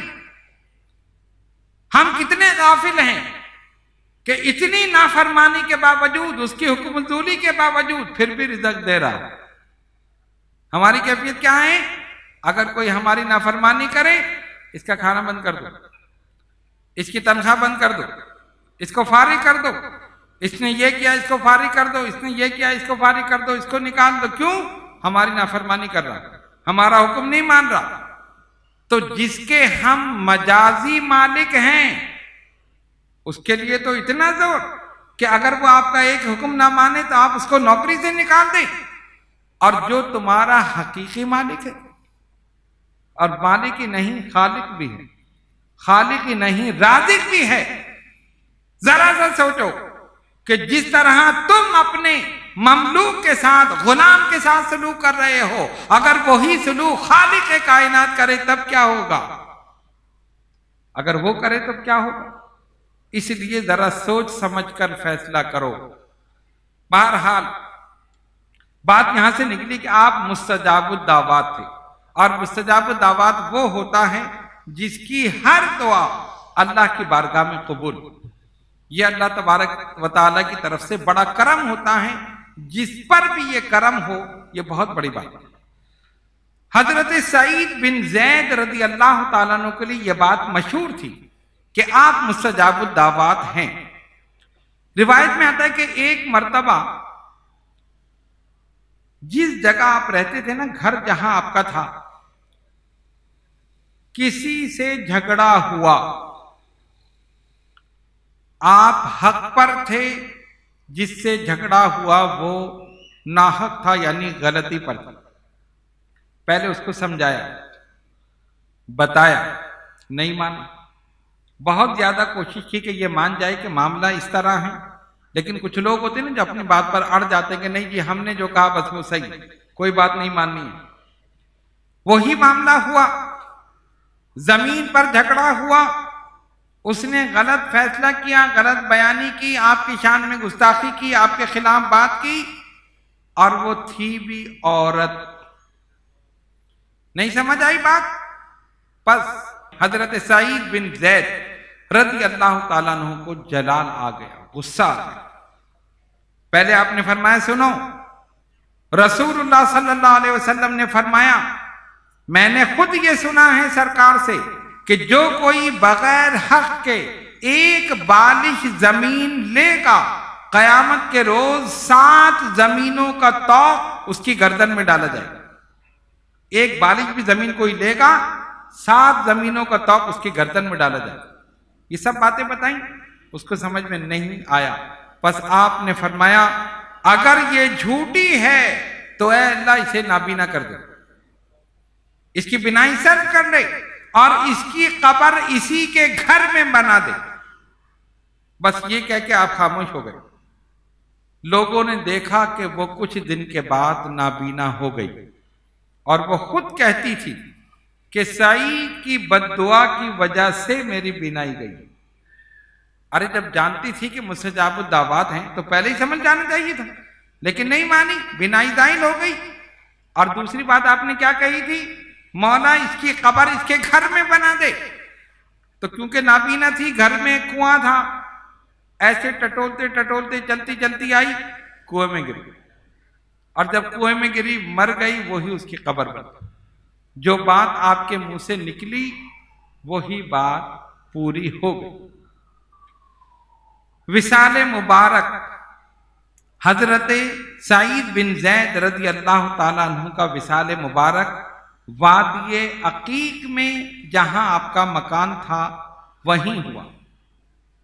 وہاں سے آپ کو لایا گیا اور ایک روایت کے مطابق 50 یا 51 ہجری میں حضرت امیر معاویہ رضی اللہ تعالیٰ عنہ کے دور خلافت میں 70 سال کی عمر میں یا اس سے کچھ زائد، اس میں مختلف روایت ہیں، وہ کہتے ہیں 70 سال یا کچھ زائد، ایسی عمر آپ کی تھی اور اس عمر میں آپ نے وصال فرمایا. حضرت سعید بن زید رضی اللہ تعالیٰ عنہ کا ذکر مبارک ہم نے آپ کے سامنے کیا، اور اب حضرت سعد بن ابی وقاص رضی اللہ تعالی عنہ. نبی پاک علیہ الصلوۃ والسلام کے صحابہ میں آپ کا نام سر فہرست ہے. آپ کے کارناموں کی وجہ سے، شجاعت اور بہادری کی وجہ سے، حسب نسب کی وجہ سے، دیگر خصوصیات اور فضائل کی وجہ سے، اور عشرہ مبشرہ میں بھی آپ شامل ہیں. ہم نے جس ترتیب سے بیان کیا ہے آج یہ 10ویں صحابی ہیں، حضرت سعد بن ابی وقاص رضی اللہ تعالی عنہ. آپ کا نام سعد، کنیت ابو اسحاق، والد کا نام مالک، والدہ کا نام ہمنا. حضور اکرم صلی اللہ علیہ وسلم کے ننیالی رشتہ دار تھے. حضرت سعد بن ابی وقاص رضی اللہ تعالیٰ عنہ آپ صلی اللہ علیہ وسلم کے رشتے میں ماموں لگتے ہیں، اور سرکار نے بار بار اس رشتے کا اقرار کیا. قبول اسلام میں اول ہیں وہی سابقون الاولون میں سے، یعنی وہ لوگ جنہوں نے اسلام لانے میں سبقت کی، ان میں ایک نام حضرت سعد بن ابی وقاص رضی اللہ تعالیٰ عنہ کا بھی. آپ فرماتے ہیں کہ مجھ سے پہلے کوئی مسلمان نہیں ہوا، حضرت سعد بن ابی وقاص رضی اللہ تعالیٰ عنہ. اور ایک دوسری روایت میں ہے کہ آپ اپنے آپ کو تیسرا مسلمان کہتے ہیں. ایک روایت میں فرمایا مجھ سے پہلے کوئی مسلمان نہیں ہوا، میں پہلا مسلمان. اور دوسری روایت میں اپنے آپ کو کہا کہ میں تیسرا مسلمان. لیکن محدثین نے جو تحقیق کی اس کے مطابق آپ کا نمبر 6 یا 7واں ہے. اور ایک روایت میں آیا کہ 6 یا 7 بزرگوں کو آپ پر تقدم حاصل ہے، یعنی 6 یا 7 مسلمان ہو چکے تھے، پھر آپ نے اسلام قبول کیا. اور اس کی وجہ وہ یہ بتاتے ہیں کہ ممکن ہے کہ حضرت سعد بن ابی وقاص رضی اللہ تعالیٰ عنہ کو جو پہلے مسلمان ہوئے تھے ان کی اطلاع نہ ملی ہو. اس کی وجہ یہ تھی کہ بہت سے ایسے تھے جنہوں نے اپنے ایمان کا، اسلام کا اظہار نہیں کیا تھا. اس معاشرے میں سختیاں تھیں، چھپ چھپ کر عبادت کرتے تھے. تو بہت سے ایسے تھے جنہوں نے بارگاہ رسالت صلی اللہ علیہ وسلم میں حاضر ہو کر اسلام قبول کیا لیکن اظہار نہیں کیا. اس معاشرے میں چلتے رہے، گھومتے رہے، کافروں میں جاتے رہے، کبھی بتوں کے پاس نہیں گئے، بت پرستی نہیں کی، لیکن اظہار بھی نہیں کیا کہ ہم نے اسلام قبول کر لیا.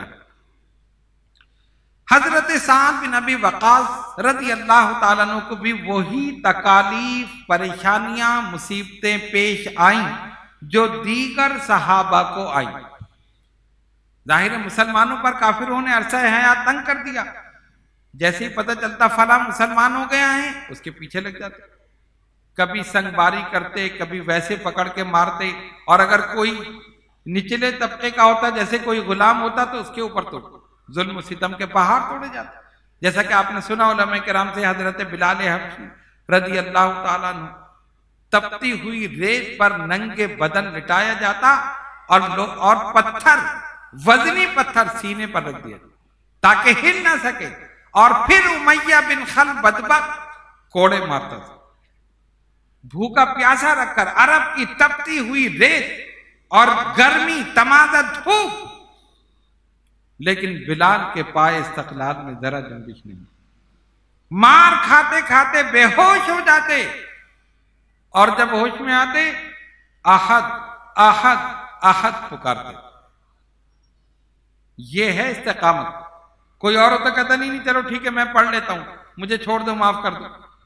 نہیں، استقامت کے ساتھ جو کہہ دیا اس پر ڈٹر رہوں گا چاہے جان بھی چلی جائے۔ آپ کے ساتھ بھی یہی ہوا۔ آپ کی والدہ محترمہ حالت کفر میں تھی، ان کو پتہ چلا کہ بیٹے نے اسلام قبول کر لیا، بڑا رنج ہوا، بات کرنا بند کر دی۔ کہا میں کھانا پینا بند کر دوں گی، یہ دین چھوڑ دے۔ اچھا وہ جانتی تھیں کہ حضرت سعد بن ابی وقاص رضی اللہ تعالیٰ عنہ کو والدہ محترمہ سے بڑی محبت، ان کی اطاعت کرتے تھے، فرما برداری کرتے تھے، جو وہ کہتی تھیں فوراً کرتے تھے۔ تو انہوں نے سوچا کہ بیٹا مجھ سے بڑی محبت کرتا ہے، جب میں اس طرح کہوں گی یہ اسلام چھوڑ دے، پرانے دین پر آ جائے گا، وہی بتوں کو پوجے گا۔ لیکن ان کو نہیں پتا تھا کہ آپ استقامت کا پہاڑ بن چکے تھے۔ والدہ محترمہ نے کہا سعد دین اسلام کو چھوڑ دو، میں تجھ سے بات نہیں کروں گی، میں کھانا نہیں کھاؤں گی، میں پانی نہیں پیوں گی۔ اور 3 دن انہوں نے اسی حالت میں گزارے، 3 دن۔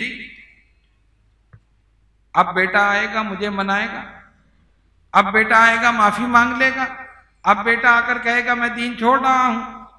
لیکن بیٹے نے تو محبت رسول کا وہ جام پی لیا تھا کہ جان چلی جائے لیکن دامن مصطفیٰ نہیں چھوٹے گا۔ وہاں تو کیفیت ہی الگ تھی۔ جب یہ ہوا تو وہ پریشان ہو گئے۔ آپ نے کچھ نہیں دیکھا، ماں ہے ٹھیک ہے لیکن اسلام کو نہیں چھوڑوں گا، دامن محمد مصطفیٰ صلی اللہ علیہ وسلم جو میں نے پکڑ لیا ہے، کچھ بھی ہو جائے، دنیا ادھر سے ادھر ہو جائے لیکن اسلام نہیں چھوڑوں۔ اسلام لانے کے خوف سے، یعنی کافر حملہ نہ کر دیں، آپ اسلام لے آئے لیکن کیفیت یہ تھی کہ ہر طرف سے ڈر تھا کہ مسلمانوں پر حملہ ہو جائے گا، تو چھپ چھپ کر عبادت کرتے تھے۔ اور عبادت کے لیے مکہ معظمہ کی جو گھاٹیاں تھیں ان میں چلے جاتے تھے۔ آپ نے دیکھا ہوگا کہ مکے میں پہاڑ ہی پہاڑ ہیں۔ اب تو خیر وہ پہاڑوں کی جگہ بلڈنگوں نے لے لی، جتنے اونچے پہاڑ تھے اس سے اونچی بلڈنگیں بن گئی۔ تو اس زمانے میں پہاڑ تھے، اب جیسے 2 پہاڑ ہوں اس کے درمیان جو گھاٹی ہو، اس طرح کئی گھاٹیاں تھیں۔ تو حضرت سعد بن ابی وقاص رضی اللہ تعالیٰ عنہ وہ گھاٹیاں تلاش کرتے تھے، وہاں جا کر عبادت کرتے تھے، رب کو یاد کرتے تھے، دعائیں کرتے تھے، نمازیں پڑھتے، جو جو بھی عبادت سرکار نے بتائی وہ کرتے تھے۔ ایک مرتبہ ایسا ہوا کہ چند صحابہ کے ساتھ آپ گئے، چلو آج فلاں گھاٹی میں جائیں گے، وہاں جا کر عبادت کریں۔ کچھ صحابہ بھی شامل ہو گئے جنہوں نے اسلام قبول کر لیا تھا لیکن اپنے اسلام کا اظہار نہیں کیا تھا۔ یہ سب مل کر چلے، سفر کرتے کرتے ایک گھاٹی میں پہنچے، وہاں یہ نماز پڑھ رہے تھے کہ اچانک کافروں کی ایک جماعت آ گئی۔ جب جماعت آئی اس نے دیکھا، ہنسے، مذاق اڑایا، ٹھٹے لگائے، یہ دیکھو یہ کیا کر رہے ہیں، کھڑے ہوتے ہیں جھکتے ہیں، کھڑے ہوتے ہیں، کیا کر رہے ہیں۔ آپ کو بڑا غصہ ہے۔ دیگر صحابہ جو تھے وہ تو خاموش رہے لیکن حضرت سعد بن ابی وقاص رضی اللہ تعالیٰ عنہ کو بڑا غصہ آیا۔ آپ نے ادھر ادھر دیکھا کہ ایک اونٹ کی ہڈی وہاں پڑی ہوئی تھی، وہی ہڈی اٹھا کر تاک کر اس کے چہرے پر ماری، اس کے سر پہ جا کر لگی اور سر پھٹ گیا۔ وہ کافر جو تھا نا جو ہنس رہا تھا اس کے سر پہ ماری، سر پھٹ گیا۔ اسلام کے لیے یہ پہلی خون ریزی تھی جو حضرت سعد بن ابی وقاص رضی اللہ تعالیٰ عنہ، پہلی مرتبہ کسی نے اسلام کی طرف سے کافروں پر حملہ کیا تھا۔ یہ خصوصیت بھی آپ کو حاصل ہوئی۔ جس طرح آپ سنتے رہتے ہیں کہ مسلمانوں نے ہجرت کی، پہلے حبشہ کی طرف اور اس کے بعد مدینہ طیبہ کی طرف۔ سارے مسلمان حبشہ نہیں گئے تھے، کچھ مسلمان تھے جو حبشہ چلے گئے تھے اور اکثریت ایسی تھی جنہوں نے مکہ معظمہ سے ڈائریکٹ مدینہ طیبہ ہجرت کی تھی۔ حضور اکرم صلی اللہ علیہ وسلم نے جب صحابہ کو حکم دیا کہ ہجرت کرو تو ان ابتدائی مسلمانوں میں جنہوں نے ابتدا میں ہجرت کی، حضرت سعد بن ابی وقاص رضی اللہ تعالیٰ عنہ کا نام نامی اس میں گرامی بھی شامل ہے۔ آپ مدینہ طیبہ پہنچے اور اپنے بھائی عتبہ بن ابی وقاص کے مکان میں قیام پذیر ہوئے، اور انہوں نے زمانے جاہلیت میں خون کیا تھا، اور اس انتقام سے بچنے کے لیے وہ پہلے سے مدینہ طیبہ میں سکونت پذیر تھے۔ تو جب حضرت سعد بن ابی وقاص رضی اللہ تعالیٰ عنہ وہاں پہنچے تو اپنے بھائی کے گھر میں انہوں نے قیام کیا۔ مدینہ منورہ پہنچ کر مسلمانوں کو بظاہر تو امن و سکون حاصل ہوا، یہ نہیں تھا کہ کوئی مارے گا، کوئی یہ کرے گا وہ کرے گا، اطمینان سے نمازیں پڑھتے تھے، احکامات اسلام پر عمل کرتے تھے، سرکار دو عالم علیہ الصلوۃ والسلام کی بارگاہ میں روزانہ حاضری دیتے تھے۔ لیکن ایک خطرہ تھا کہ یہ جو کافر ہیں یہ بڑے بدبخت ہیں، یہ کبھی بھی اچانک مدینہ طیبہ پر حملہ کر سکتے۔ خطرہ تھا نا، کھلے دشمن تھے وہ، اور انہوں نے دیکھ لیا کہ یہ سارے کے سارے مسلمان مدینہ طیبہ پہنچ گئے، مسلمانوں کی ایک اسٹیٹ قائم ہو گئی، ایک ریاست قائم ہو گئی، عدل اور انصاف ہر جگہ ہو رہا ہے، سرکار کی محبت سے سرشار ہیں، ان کی اطاعت کر رہے ہیں، فرما برداری کر رہے ہیں۔ یہ بات ان کو ناگوار گزرتی، وہ سوچتے کوئی موقع ایسا ہو کہ مسلمانوں کو تنگ کرو۔ نبی پاک علیہ الصلوۃ والسلام نے مسلمانوں کو حکم دیا کافروں کی جاسوسی کریں، یعنی خاموشی سے جاؤ اور جا کر دیکھ کر آؤ کہ یہ کیا کر رہے ہیں۔ ایسے ہی گھومتے ہوئے چلے جاؤ یا کسی راستے سے جاؤ، ان کی نقل و حرکت پتہ چل جائے گی نا۔ حضور علیہ الصلوۃ والسلام نے جن کو بھیجا 60 یا 80 سواروں کے ساتھ غنیم کی نقل و حرکت دریافت کرنے کے لیے سرکار نے ایک جماعت کو بھیجا۔ حضرت سعد بن ابی وقاص رضی اللہ تعالیٰ عنہ اس جماعت میں شامل تھے۔ دورہ کرتے رہے، حجاز کے ساحلی علاقے تک پہنچے، قریش کی ایک جماعت سے لڑائی ہوئی، لیکن وہ ہلکی پھلکی لڑائی تھی۔ سرکار نے فرما دیا تھا لڑنا نہیں ہے، خالی دیکھ کر آنا ہے، ان کی نقل و حرکت دیکھو۔ تو کیونکہ آپ نے حکم دے دیا تھا، انہوں نے ہلکی پھلکی لڑائی کی اور اس کے بعد واپس آئے۔ لیکن اس ہلکی پھلکی لڑائی میں بھی حضرت سعد بن ابی وقاص رضی اللہ تعالیٰ عنہ سے رہا نہیں گیا، اور آپ نے تیر کمان پہ چڑھا کر چلا دیا۔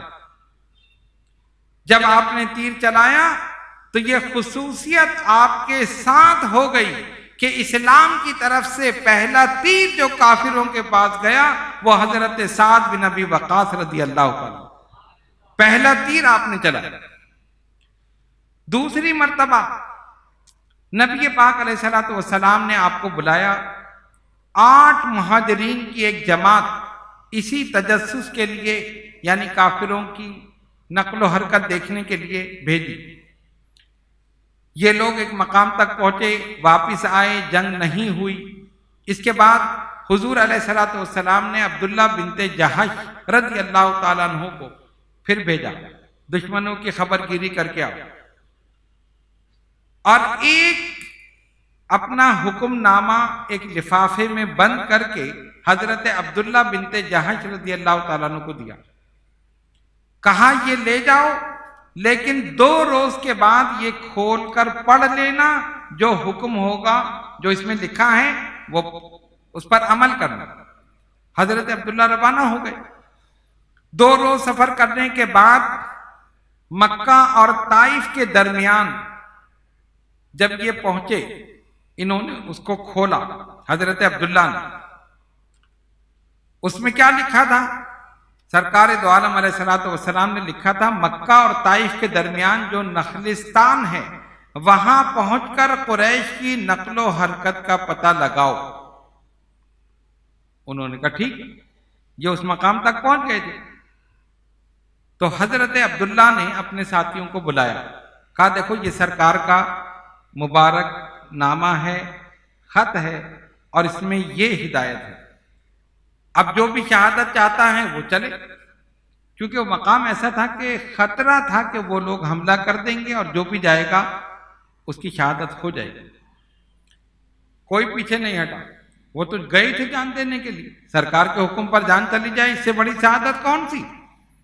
جتنے بھی ساتھی تھے سب نے یک زبان ہو کر کہا ہم میں سے کوئی یہاں نہیں رہے گا، سب آپ کے ساتھ جائیں گے۔ انہوں نے کہا ٹھیک ہے چلو۔ اب کیا ہوا، حضرت سعد بن ابی وقاص رضی اللہ تعالیٰ عنہ یہ بھی اس جماعت میں موجود تھے، چھوٹی سی جماعت تھی، کوئی بہت بڑا لشکر نہیں تھا۔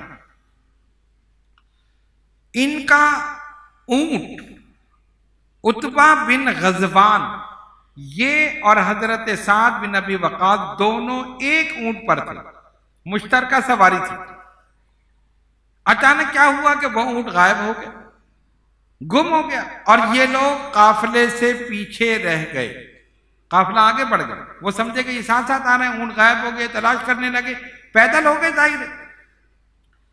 اب عبداللہ بنت جہش رضی اللہ تعالیٰ عنہ نے نخلستان پہنچ کر قریش کے قافلے سے جنگ کی، مال غنیمت اور چند قیدیوں کو ساتھ لیا اور مدینہ طیبہ پہنچ گئے۔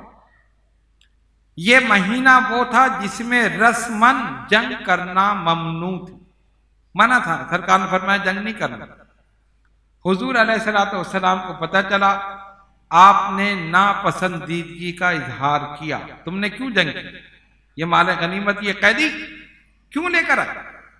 دیگر مسلمانوں نے بھی ان کو ملامت کی۔ اللہ تبارک و تعالی نے سورہ مبارکہ نازل فرما دی۔ اللہ فرماتا ہے یسألونک عن الشہر الحرام قتال فیہ قل قتال فیہ کبیر وصد عن سبیل اللہ، پورا اللہ تعالیٰ نے حکم نازل فرما دیا۔ اور جب حکم نازل ہو گیا، اب نبی پاک علیہ الصلوۃ والسلام نے کفار سے فرمایا، جب وہ کافر آئے نا کہ ہمارے قیدی آپ چھوڑ دیں، ہم اس کے لیے یہ فدیہ دیں گے، یہ پیسہ آپ کو دیں گے، سرکار نے فرمایا جب تک یہ دونوں واپس نہیں آئیں گے تمہارے قیدی نہیں چھوڑے جائیں گے۔ کون دونوں؟ حضرت سعد بن ابی وقاص رضی اللہ تعالی عنہ اور حضرت عتبہ، ان دونوں کو سرکار نے فرمایا۔ کچھ دن کے بعد یہ دونوں واپس آئے، اور جب یہ واپس آ گئے حضور علیہ الصلوۃ والسلام نے ان کے قیدیوں کو چھوڑ دیا۔ حضرت سعد بن ابی وقاص رضی اللہ تعالی عنہ جنگ بدر میں بھی اپنی بہادری دکھا چکے تھے۔ ایک تلوار تھی جس کا نام تھا ذوالقطیفہ، آپ کو پسند آئی، آپ نے تلوار اٹھائی، سرکار کی بارگاہ میں گئے، یا رسول اللہ صلی اللہ علیہ وسلم یہ تلوار مجھے پسند ہے۔ فرمایا جہاں سے اٹھائیے وہیں رکھ دو۔ اب یہ خاموش ہو گئے، سرکار کا حکم جہاں سے اٹھائی وہیں رکھ دو۔ اس وقت تک اس کے متعلق حکم نازل نہیں ہوا تھا، بڑے غمگین ہوئے۔ اور دوسری بات یہ تھی کہ آپ کے بھائی اس جنگ میں شہید ہو گئے، ایک ان کی شہادت کا غم، دوسرے تلوار نہ ملنے کا غم، یہ دونوں صدمے آپ کے دل پر گزرے، اور خاموش رنج و ملال کے ساتھ ایک طرف بیٹھ گئے۔ اللہ تبارک و تعالیٰ نے سورہ انفال نازل فرمائی، اس میں سارا حکم نبی پاک علیہ الصلوۃ والسلام کو دے دیا، سرکار نے آپ کو بلایا اور تلوار آپ کے ہاتھ میں دے دی، خوش ہو گئے۔ جنگ احد میں حضرت سعد بن ابی وقاص رضی اللہ تعالیٰ عنہ نے جس بہادری اور جاں مردی کا مظاہرہ کیا، شجاعت کا مظاہرہ کیا، وہ تاریخ کا ایک حصہ ہے۔ آپ جانتے ہیں کہ مسلمانوں کی فتح شکست میں بدل گئی، کیوں؟ سرکار نے گھاٹی پر تیر انداز کھڑے کیے تھے، فرمایا جب تک میں نہ کہوں یہاں سے ہلنا نہیں ہے، اور وہ گھاٹی ایسی تھی جو پیچھے کی طرف تھی، اس سے گھوم کر کافر آ کر حملہ کر سکتے تھے۔ اسی پیش بندی کی بنا پر حضور علیہ الصلوۃ والسلام نے ان صحابہ کو گھاٹی پر کھڑا کیا تھا۔ جنگ ہوئی، مسلمان جنگ جیت گئے۔ اب ان میں اختلاف ہو گیا، کسی نے کہا کہ حضور کا حکم صرف جنگ تک تھا، جنگ تو ہم جیت چکے، ہمیں کھڑے رہنے کی کیا ضرورت ہے؟ دوسروں نے کہا نہیں نہیں سرکار کا حکم تھا جب تک میں نہ کہوں. بس یہ اختلاف ہوا، اکثر صحابہ وہاں سے ہٹ گئے، کچھ وہاں ڈٹے رہے. حضرت خالد بن ولید رضی اللہ تعالیٰ عنہ جو کافروں کی طرف سے اس وقت لڑ رہے تھے، مسلمان نہیں ہوئے تھے، وہ اپنا ایک دستہ لے کر اس طاق میں تھے کہ میں کہاں سے حملہ کروں. اور جنگ کا نقشہ یہ تھا کہ مسلمانوں کو فتح ہو گئی تھی، کافر بھاگ چکے تھے، مسلمان مال غنیمت اکٹھا کر رہے. ان کی نظر پڑی گھاٹی پر، وہاں تیر انداز نہیں ہے، اس کے پیچھے سے آپ گھوڑا دوڑاتے ہوئے آئے، آپ کے ساتھ پورا دستہ تھا. اور وہ مسلمان جو جھک کر، کوئی کھڑا ہے کوئی بیٹھا ہے کوئی جھکا ہے، مال غنیمت اٹھا رہے، پیچھے سے آ کے تلوار چلانا شروع کر. اب آپ ذرا سا غور کریں، بے خبری میں تو زیادہ ہم بات ہوتی. ایک آدمی کو پتہ ہی نہیں کہ حملہ ہو رہا ہے اور اس کی پشت سے حملہ ہو، تب کیسے بچاؤ ہوگا؟ یہی کیفیت جنگ احد میں ہوئی. بہرحال مسلمانوں نے جیتی ہوئی جنگ ہار دی. اللہ تبارک و تعالیٰ نے بتا دیا میرے رسول صلی اللہ علیہ وسلم کے حکم کی ادنا سی بھی خلاف ورزی ہوگی تو جیتی ہوئی جنگ بھی ہار دو. قرآن کہتا ہے وَلَا تَهِنُوا وَلَا تَحْزَنُوا، تم نہ خوف کرو نہ غم کرو، وَأَنْتُمُ الْأَعْلَوْنَ، تم ہی غالب رہو گے. لیکن شرط لگا دی ان کنتم مؤمنین، اگر مومن رہے. شرط لگا دی. یہ مت سمجھنا ہم مسلمان ہیں تو ہر جگہ فتح ہوگی، ہم کلمہ پڑھتے ہیں تو ہر جگہ فتح ہوگی. ان کنتم مؤمنین، اگر مومن رہے. آج آپ پوری دنیا کا جائزہ لیں، جتنی سلطنتیں آج مسلمانوں کے پاس ہیں اس سے پہلے کبھی نہیں تھی. جتنی دولت آج مسلمانوں کے پاس ہے اس سے پہلے کبھی نہیں تھی. جتنی فوج آج مسلمانوں کے پاس ہے اس سے پہلے کبھی نہیں تھی. جتنا سامان حرب اور ایٹمی طاقت مسلمان آج ہیں اس سے پہلے کبھی نہیں تھے. اور خدا کی قسم جتنے ذلیل آج مسلمان ہیں اس سے پہلے کبھی نہیں. کیوں؟ وجہ کیا ہے؟ جب اونٹ پر چلتے تھے، کھجور کھاتے تھے، دنیا پر حکومت کرتے تھے. اونٹ پر چلتے تھے، کھجور کھاتے تھے، دنیا پر حکومت کرتے تھے. فاروق اعظم مدینہ طیبہ سے نکلے، پوری دنیا میں زلزلہ آ گیا، رسول اللہ کا جانشین نکل آیا، خلیفۃ الرسول نکل آیا. کیوں؟ ایمانی قوت تھی، ایمانی غیرت تھی. اور آج ہزاروں سپہ سالار ہیں، کوئی ایک خالد بن ولید ہو تو دکھاؤ. ہزاروں مؤذن ہیں، کوئی ایک بلال حبشی ہو تو دکھاؤ. ہزاروں قاضی ہیں، کوئی ایک عمر ابن خطاب ہو تو دکھاؤ. ہزاروں سخی ہیں، کوئی ایک عثمان غنی ہو تو دکھاؤ. ہزاروں بڑے سے بڑے جرات اور بہادر لوگ موجود ہیں، کوئی ایک علی مرتضیٰ ہو تو دکھاؤ. ارے جب تم ہزاروں کھربوں لوگوں میں ایک رسول کے غلام کی طرح نہیں دکھا سکتے تو رسول کی طرح کیسے ہوتے؟ جب تم ان کے غلام کی طرح نہیں ہو سکتے تو ان کی طرح کیسے ہو سکتے؟ باہر صورت جنگ احد میں حضرت سعد بن ابی وقاص رضی اللہ تعالیٰ عنہ نے بہادری کے جوہر دکھائے. اور کس طرح؟ روایت میں آتا ہے آپ بہترین تیر انداز تھے، تیر چلانے میں مہارت، یعنی جس پر نشانہ لگایا وہیں گئے.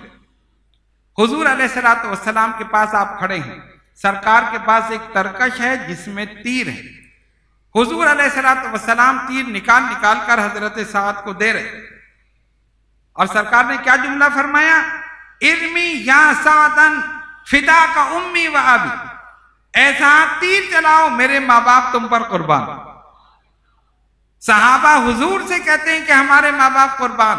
سرکار حضرت سعد بن ابی وقاص سے کہتے ہیں سعد تیر چلاؤ میرے ماں باپ تم پر قربان. ایک تیر دیا تو پھر دوسرا، پھر تیسرا، یہاں تک کہ ترکش خالی ہو گیا. حضور تیر دیتے رہے، یہ چلاتے رہے.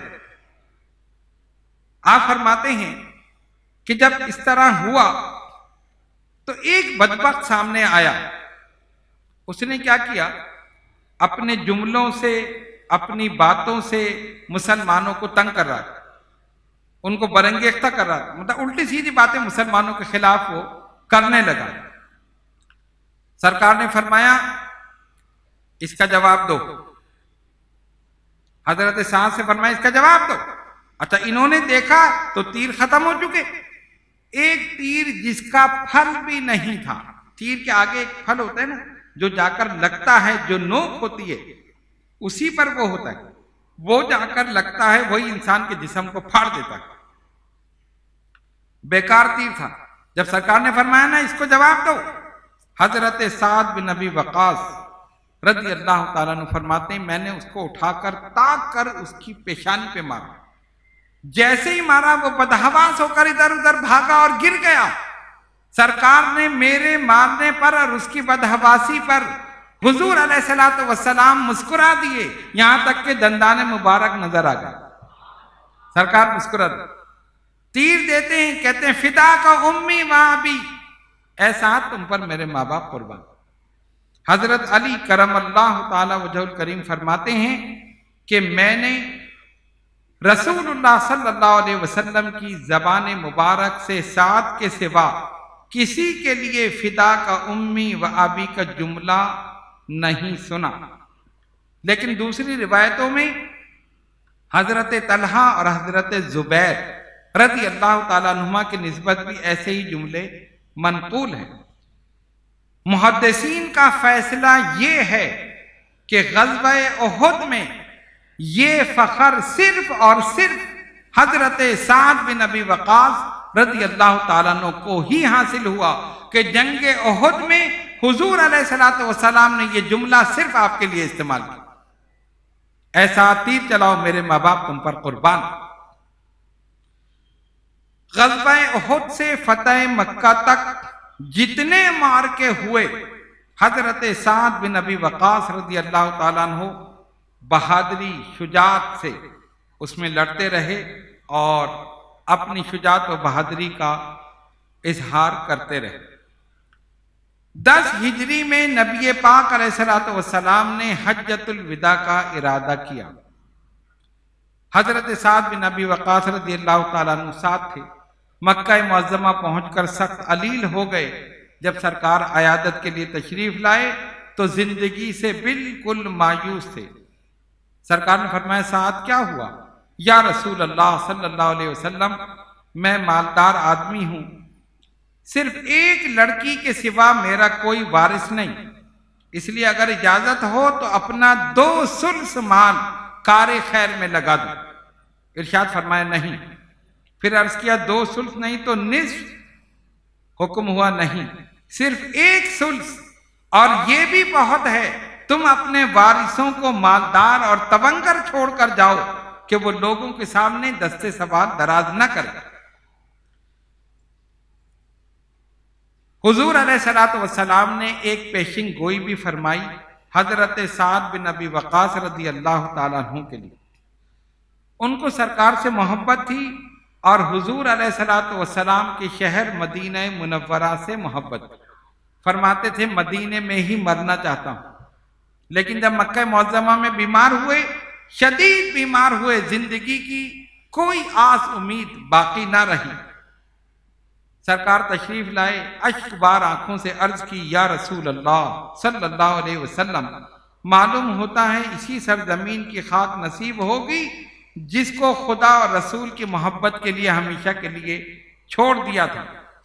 سرکار دو عالم علیہ الصلوۃ والسلام نے تسلی دی، ان کے قلب مبارک پر دست مبارک سرکار نے 3 دفعہ پھیرا اور 3 دفعہ فرمایا اللہم اشف سعدن، اللہم اشف سعدن، اے اللہ سعد کو صحت عطا کر، اے اللہ سعد کو صحت عطا کر۔ اور سرکار کی دعا کیسے قبول نہ ہو؟ حضرت سعد کو صحت ہو گئی۔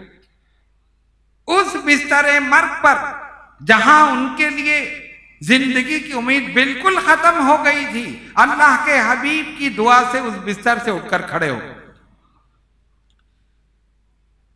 حضرت سعد بن ابی وقاص رضی اللہ تعالیٰ عنہ کا کارنامہ بڑا عجیب کارنامہ جو آپ علماء کرام سے سنتے رہتے ہیں۔ آپ جری، بہادر، سپہ سالار اور مسلمان آپ کی سپہ سالاری میں لڑنے میں فخر محسوس کرتے ہیں۔ حضرت سعد بن ابی وقاص رضی اللہ تعالیٰ عنہ اسلامی فوج کے سپہ سالار بنے۔ سیدنا فاروق اعظم رضی اللہ تعالیٰ عنہ کا دور جنگ قادسیہ میں آپ نے شرکت کی۔ اچھا جس طرف جاتے تھے فتح کرتے ہوئے آگے بڑھتے چلے جاتے، ادھر خط لکھتے تھے یہ علاقہ فتح ہو گیا، فاروق اعظم نے فرمایا اب اس طرف چلے جاؤ، وہاں گئے وہ فتح کر لیا، پھر خط لکھا مدینے یہ فتح ہو گیا، کہا اب جنوب چلے جاؤ، اب شمال چلے جاؤ، چلے جا رہے ہیں۔ ایرانی جو عربوں کو، خاص طور پہ قریش کے لوگوں کو جو مکہ معظمہ مدینہ طیبہ میں رہنے والے تھے، ان کو بالکل سمجھتے تھے کہ یہ تو ایسے ہی عیش و عشرت میں زندگی گزار رہے تھے، بڑے بڑے ان کے محل تھے اور بڑی بڑی ان کی فوجیں تھیں، لیکن جب انہوں نے دیکھا کہ مسلمان فتح کرتے ہوئے چلے جا رہے ہیں، انہوں نے کہا ہم جنگ کریں گے اور ان کو مزہ چکھائیں گے، یہ عرب کے چرواہے یہ ہم سے کیا لڑیں گے، غرور اور تکبر کے پتلے بن گئے۔ اور جانتے ہیں کہ اللہ تعالیٰ کو غرور پسند نہیں ہے، اور جو اس کے نام کے خاطر نکلتا ہے وہ اپنے نام کی لاج رکھتا ہے اور فتح عطا فرما دیتا ہے۔ حضرت سعد بن ابی وقاص رضی اللہ تعالیٰ عنہ، فاروق اعظم نے آپ کو بھیج دیا، قادسیہ فتح ہوا، فلاں شہر فتح ہوا، کرتے کرتے چلے جا رہے ہیں، یہاں تک کہ مدائن پہنچے جو پائے تخت تھا عراق کا۔ بادشاہ تو پہلے ہی بھاگ گیا، اس نے جب دیکھا مسلمان آ رہے ہیں وہ تو بھاگ گیا۔ اب کیا ہوا، ادھر ایرانیوں نے دیکھا کہ یہ مسلمان بڑھتے چلے آ رہے ہیں، یہ علاقہ فتح ہوا، یہ ہوا وہ ہوا، انہوں نے دریائے دجلہ پر جتنے بھی پل تھے خود توڑ دیے تاکہ پل عبور کر کے یہ ہمارے شہر مدائن تک نہ آ سکے۔ شہر مدائن بیچ میں دریائے دجلہ، ادھر یہ ایرانی تھے، شہر تھا جس کو فتح کرنا تھا۔ سپہ سالار اعظم حضرت سعد بن ابی وقاص رضی اللہ تعالیٰ عنہ، مسلمان لشکر آیا گھوڑا دوڑاتے ہوئے، آگے دیکھا جتنے پل تھے سب ٹوٹے ہوئے، اور وہ پل توڑ کر بہت آرام سے بیٹھ گئے۔ اب یہ کیا آئیں گے، یہ ایسے موجیں مارتا ہوا دریا، اس کی لہریں، دریائے دجلہ، اس کو کیسے عبور کریں گے؟ لیکن وہ نہیں جانتے تھے، ان کا واسطہ عام انسانوں سے نہیں تھا، رسول اللہ صلی اللہ علیہ وسلم کے غلاموں سے تھا، جو مرنا جانتے تھے، جو دین پر کٹنا جانتے تھے، جو شہادت کی موت چاہتے تھے۔ آرام سے ایرانی بیٹھے ہیں، ادھر مسلمانوں کا جذبہ دیکھو، حضرت سعد بن ابی وقاص رضی اللہ تعالیٰ عنہ جو اس لشکر کے سالار اعظم ہیں، سب سے آگے ہیں، سالار سب سے آگے ہوتا ہے، باقی سب پیچھے ہوتے ہیں، گھوڑا دوڑاتے ہوئے آئے، دریا کے پاس آ کر ٹھہر گئے، سب فوج رک گئی، جو فوج آپ کے ساتھ تھی سب رک گئی۔ اب سب ایک دوسرے کو دیکھ رہے ہیں کیا کریں، ادھر ایرانی بیٹھے حضرت ہیں، اور ایک روایت میں آتا ہے کہ ایران کا جو شہنشاہ تھا اس کا محل دریا میں چمکتا ہوا نظر آ رہا، دریا کے پانی میں محل چمکتا ہوا نظر آ، موجیں دریا مار رہا، وہ خوش ہیں کہ یہ دریا تو عبور کر سکتے نہیں، نہ ان کے پاس کشتیاں ہیں نہ کچھ ہے۔ حضرت سعد بن ابی وقاص رضی اللہ تعالیٰ عنہ نے کہا مسلمانوں سنو، انہوں نے دریا کو ڈھال بنایا ہے، انہوں نے دریا میں پناہ لی ہے، آؤ دریا میں چھلانگ لگا دیں اور تیرتے ہوئے ان تک پہنچ جائیں۔ مسلمان حیران ہیں، کیسے تیریں گے، کیا کریں گے؟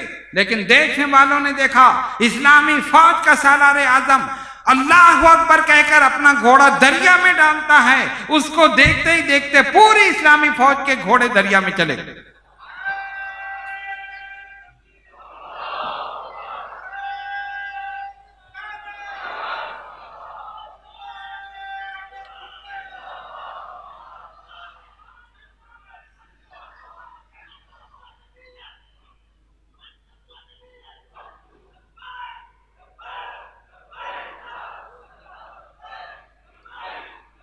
شاعر نے لکھا مسلمان وہ مسلمان تھے جو میدان میں نکل آئے، تو کسریٰ اور اس کے ساتھ قیصر کو کچل آئے، جہاں پہنچے زمین کو آسمان سے کر دیا اونچا، جہاں ٹھہرے درو دیوار کا نقشہ بدل آئے، جہاں ٹھہرے درو دیوار کا نقشہ بدل آئے، سمندر میں بھی جن کی دوڑ کی راہیں نکل آئیں، پہاڑوں میں بھی جن کے فیض کے چشمے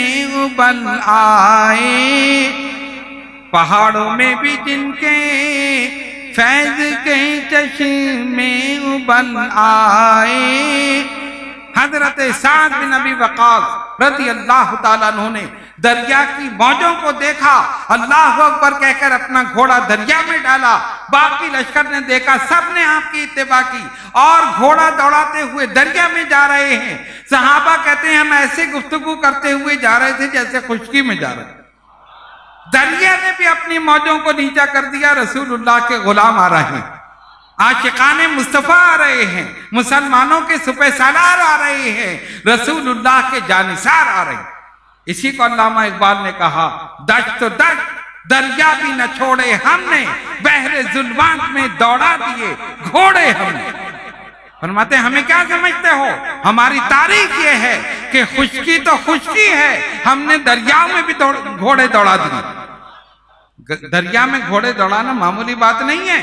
آج کسی سے کہو دریا میں گھوڑے دوڑاؤ، ارے وہ قوت ایمانی تھی، جذبہ شوق جہاد تھا کہ کچھ نہیں دیکھا، گھوڑا دریا میں ڈال دیا، صرف اللہ کی ذات پر بھروسہ اور رسول اللہ صلی اللہ علیہ وسلم کی ذات پر ایمان۔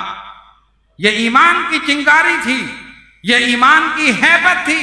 اور جب ایرانیوں نے دیکھا حیران رہ گئے، ارے وہ کہتے ہیں دیو آ گئے، دیو آ رہے ہیں، دیو۔ انہوں نے کہا یہ انسان نہیں ہے، یہ تو دیو ہیں۔ دریا میں گھوڑا لے کر عبور کر لیا، پہنچ گئے۔ بادشاہ تو پہلے ہی بھاگ گیا تھا، ایک ان کا سپہ سالار ڈٹ گیا، نہیں میں لڑوں گا۔ فرمایا لڑو، ایک ہی حملے میں اس کا کام تمام کر دیا، مسلمانوں کو فتح حاصل ہو گئی۔ یہ شان ہے حضرت سعد بن ابی وقاص رضی اللہ تعالیٰ عنہ کی، اور یہ ان کا جذبہ جہاد۔ حضرت عمر رضی اللہ تعالیٰ عنہ نے جب شہادت پائی، حالت نزا میں آپ نے ایک مجلس شورا بنائی اور فرمایا کہ یہ لوگ خلیفہ وقت کا تقرر کریں گے، اور ان میں خصوصیت کے ساتھ حضرت سعد بن ابی وقاص رضی اللہ تعالیٰ عنہ کو اس میں رکھا۔ حضرت فاروق اعظم نے کیونکہ اپنے دور میں کسی وجہ سے آپ کو معزول کر دیا تھا، آپ ایک علاقے کے گورنر تھے، فاروق اعظم نے معزول کر دیا تھا، تو آپ نے اپنی شہادت سے قبل جو کمیٹی بنائی تھی، مجلس شورا بنائی تھی، جس کو خلیفہ وقت کا تقرر کرنا تھا، حضرت سعد بن ابی وقاص کو خصوصیت کے ساتھ شامل کیا، اور ساتھ ہی لوگوں سے وصیت فرمائی کہ سعد بن ابی وقاص اگر خلیفہ نہ بنے یا منتخب نہ ہو، پھر بھی جو بھی خلیفہ بنے اس کو چاہیے کہ سعد سے ضرور مشورہ کرے۔ یہ صاحب الرائے ہیں۔ اور ساتھ ہی آپ نے اس بات کی بھی وضاحت فرمائی کہ میں نے جو ان کو معزول کیا تھا وہ کسی اور وجہ سے نہیں کیا تھا، اس کی وجہ ایک الگ تھی، یعنی ان کی کسی کمزوری یا ان کی خیانت اس وجہ سے نہیں کیا تھا، ان کی امانت و دیانت اپنی جگہ مسلم ہے، وہ کسی اور وجہ سے میں نے انہیں معزول کیا تھا۔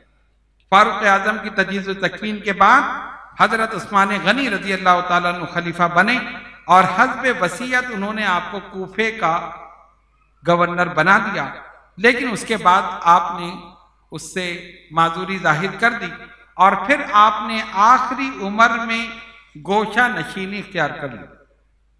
مدینہ طیبہ کے باہر ایک مکان بنایا اور وہیں پر آپ نے گوشہ نشینی اختیار کی۔ حضرت عثمان غنی رضی اللہ تعالیٰ عنہ کے پورے دور میں آپ گوشہ نشین رہے۔ آخری وقت میں جب ہنگامہ ہوا، بلوائیوں نے حملہ کیا، تو ایک دفعہ آپ اپنے گھر سے باہر تشریف لائے، جنہوں نے محاصرہ کیا تھا کاشانہ خلافت کا، ان کو سمجھانے کے لیے ان کو بتایا سمجھایا، لیکن دیکھا کہ جب کچھ نہیں ہو سکتا واپس چلے گئے اور اپنی جگہ گوشہ نشین ہو گئے۔ اور اس کے بعد دوسری مرتبہ جب تشریف لائے، جب حضرت علی، حضرت امیر معاویہ رضی اللہ تعالیٰ عنہ، دیگر صحابہ جب آپس میں جنگ ہوئی اس وقت آپ تشریف لائے، آپ کو پتہ چلا کہ صلح ہو رہی ہے، صلح کے لیے آپ گوشہ نشینی ترک کر کے تشریف لائے اور گفتگو کی، لیکن جب معاملات طے نہ ہوئے تو آپ سیدھے اپنے مکان میں چلے گئے۔ ایک مرتبہ ایک جنگل میں اونٹ چرا رہے تھے، آپ کے بیٹے نے کہا بابا جان عجیب بات ہے، لوگ حکومت کے لیے، سلطنت کے لیے، خلافت کے لیے دوڑ رہے ہیں اور آپ جیسا شخص جنگل میں اونٹ چرا رہا ہے۔ اپنا ہاتھ اس کے سینے پر مارا، فرمایا خاموش، میں نے رسول اللہ صلی اللہ علیہ وسلم سے سنا خدا مستغنی ہے اور پرہیزگار بندے کو محبوب رکھتا ہے۔ حضرت علی اور حضرت امیر معاویہ رضی اللہ تعالیٰ عنہ کے درمیان جب یہ تمام چیزیں چلیں، کسی نے آپ کو کہا کہ آپ جنگ میں حصہ لیں، فرمایا مجھے ایسی تلوار دو جو کافر اور مسلم میں فرق کر دے تو میں جا کے جنگ میں حصہ لیں۔ بہرحال آخری وقت تک آپ مقیم رہے۔ ایک روایت میں آتا ہے کہ کسی نے کہا کہ آپ لڑتے کیوں نہیں، ان دونوں میں سے کسی ایک کی طرف آپ لڑیں، جا کر بات کریں یا پھر لڑائی کریں۔ خاموش رہے۔ جب اس نے زیادہ زور دیا، کہا ہمیں اس وقت کیا کرنا چاہیے؟ فرمایا تمہارے پاس بکریاں ہیں؟ اس نے کہا ہیں۔ کہا وہ چراؤ جا کے، بکریاں چراؤ اور کچھ نہ کرو۔ کہنے کا مطلب کیا تھا؟ یہ بڑوں کی لڑائی ہے، اس میں دخل نہ دو۔ آج بھی یہی ہونا چاہیے، کوئی ادھر بول رہا ہے، کوئی ادھر بول رہا ہے، ہم یہ کہتے ہیں ہمارا موقف یہ ہے کہ وہ دونوں ہمارے سر کے تاج ہیں، ان کی نالین کے برابر بھی ہم نہیں ہو سکتے۔ اس لیے ہونا یہ چاہیے، ہر صحابی کا احترام ہے، عشرہ مبشرہ کا احترام ہے، اہل بیت کا احترام ہے، خلفائے راشدین کا احترام ہے۔ ارے یہ سب رسول اللہ صلی اللہ علیہ وسلم کو محبوب تھے، سرکار نے ان سے محبت کی، ان کی فضیلتیں بیان کی۔ ہم کون ہوتے کہنے والے کہ یہ صحیح ہے، یہ غلط ہے، یہ صحیح ہے، یہ غلط ہے؟ کیوں اپنی عاقبت برباد کر رہے ہو؟ سب کا احترام کرو۔ سب سے بہتر چیز خاموشی اختیار کرو، کف اللسان، اس سے بہتر اور کوئی بات نہیں۔ حضرت سعد بن ابی وقاص رضی اللہ تعالیٰ عنہ نے مدینہ منورہ سے 10 میل کے فاصلے پر عقیق کے مقام پر ایک عمارت تعمیر کی، اپنی زندگی اسی میں بسر کی اور وصال سے قبل وصیت کی کہ جس کپڑے میں میں جنگ بدر میں تھا اسی کپڑے میں مجھے کفن دے دو، کوئی نیا کفن میرے لیے نہیں لانا۔ اور آپ کی اس وصیت پر عمل کیا گیا، اسی کپڑے میں آپ کو کفن دیا گیا۔ آپ کا جنازہ مدینہ طیبہ لایا گیا۔ ازواج مطہرات نے کہا کہ جنازہ یہاں لاؤ، جنازہ وہیں لایا گیا۔ اور ایک روایت میں کہ ازواج مطہرات نے بھی اس جنازے میں شرکت کی اور ان کو بھی آپ کے وصال کا صدمہ ہوا۔ اس طرح رسول اللہ صلی اللہ علیہ وسلم کا یہ پیارا صحابی اس دنیا سے رخصت ہوا۔ الحمدللہ آج ہم نے عشرہ مبشرہ کی پوری فہرست مکمل کر دی۔ نبی پاک علیہ الصلوۃ والسلام کی حدیث، سرکار نے ان 10 صحابہ کے لیے فرمایا ابو بکر جنت میں، عمر جنت میں، عثمان جنت میں، علی جنت میں، طلحہ بن عبید اللہ جنت میں، زبیر بن عوام جنت میں، عبد الرحمن بن عوف جنت میں، سعد بن ابی وقاص جنت میں، سعید بن زید جنت میں، ابو عبیدہ بن الجراح جنت میں۔ یہ 10 صحابہ جن کو جنت کی بشارت دی گئی، ہم ان کی نالین کے برابر بھی نہیں ہو سکتے۔ اللہ رب العالمین بے شمار رحمت نازل فرمائے ان کے مرقد مبارک پر، اور ان کی نالین سے لگے ہوئے ذروں کے صدقے میں ہم سب کے گناہوں کو معاف فرمائے۔ انشاءاللہ تعالی کل سے رسول اللہ صلی اللہ علیہ وسلم کے اہل بیت کا ذکر شروع ہوگا، اور سیدہ خاتون جنت فاطمہ الزہرا رضی اللہ تعالی عنہا کی بارگاہ میں ہدیہ عقیدت اور محبت پیش کریں گے۔ آپ حضرات اسی ذوق اور شوق کے ساتھ تشریف لاتے رہیے۔ اللہ تبارک و تعالی ان نفوس قدسیہ کے ذکر کی وجہ سے ہم سب کی مشکلات کو دور فرمائیں اور ہم سب کے صغیرہ و کبیرہ گناہوں کو معاف فرمائیں۔ وآخر دعوانا الحمدللہ رب العالمین۔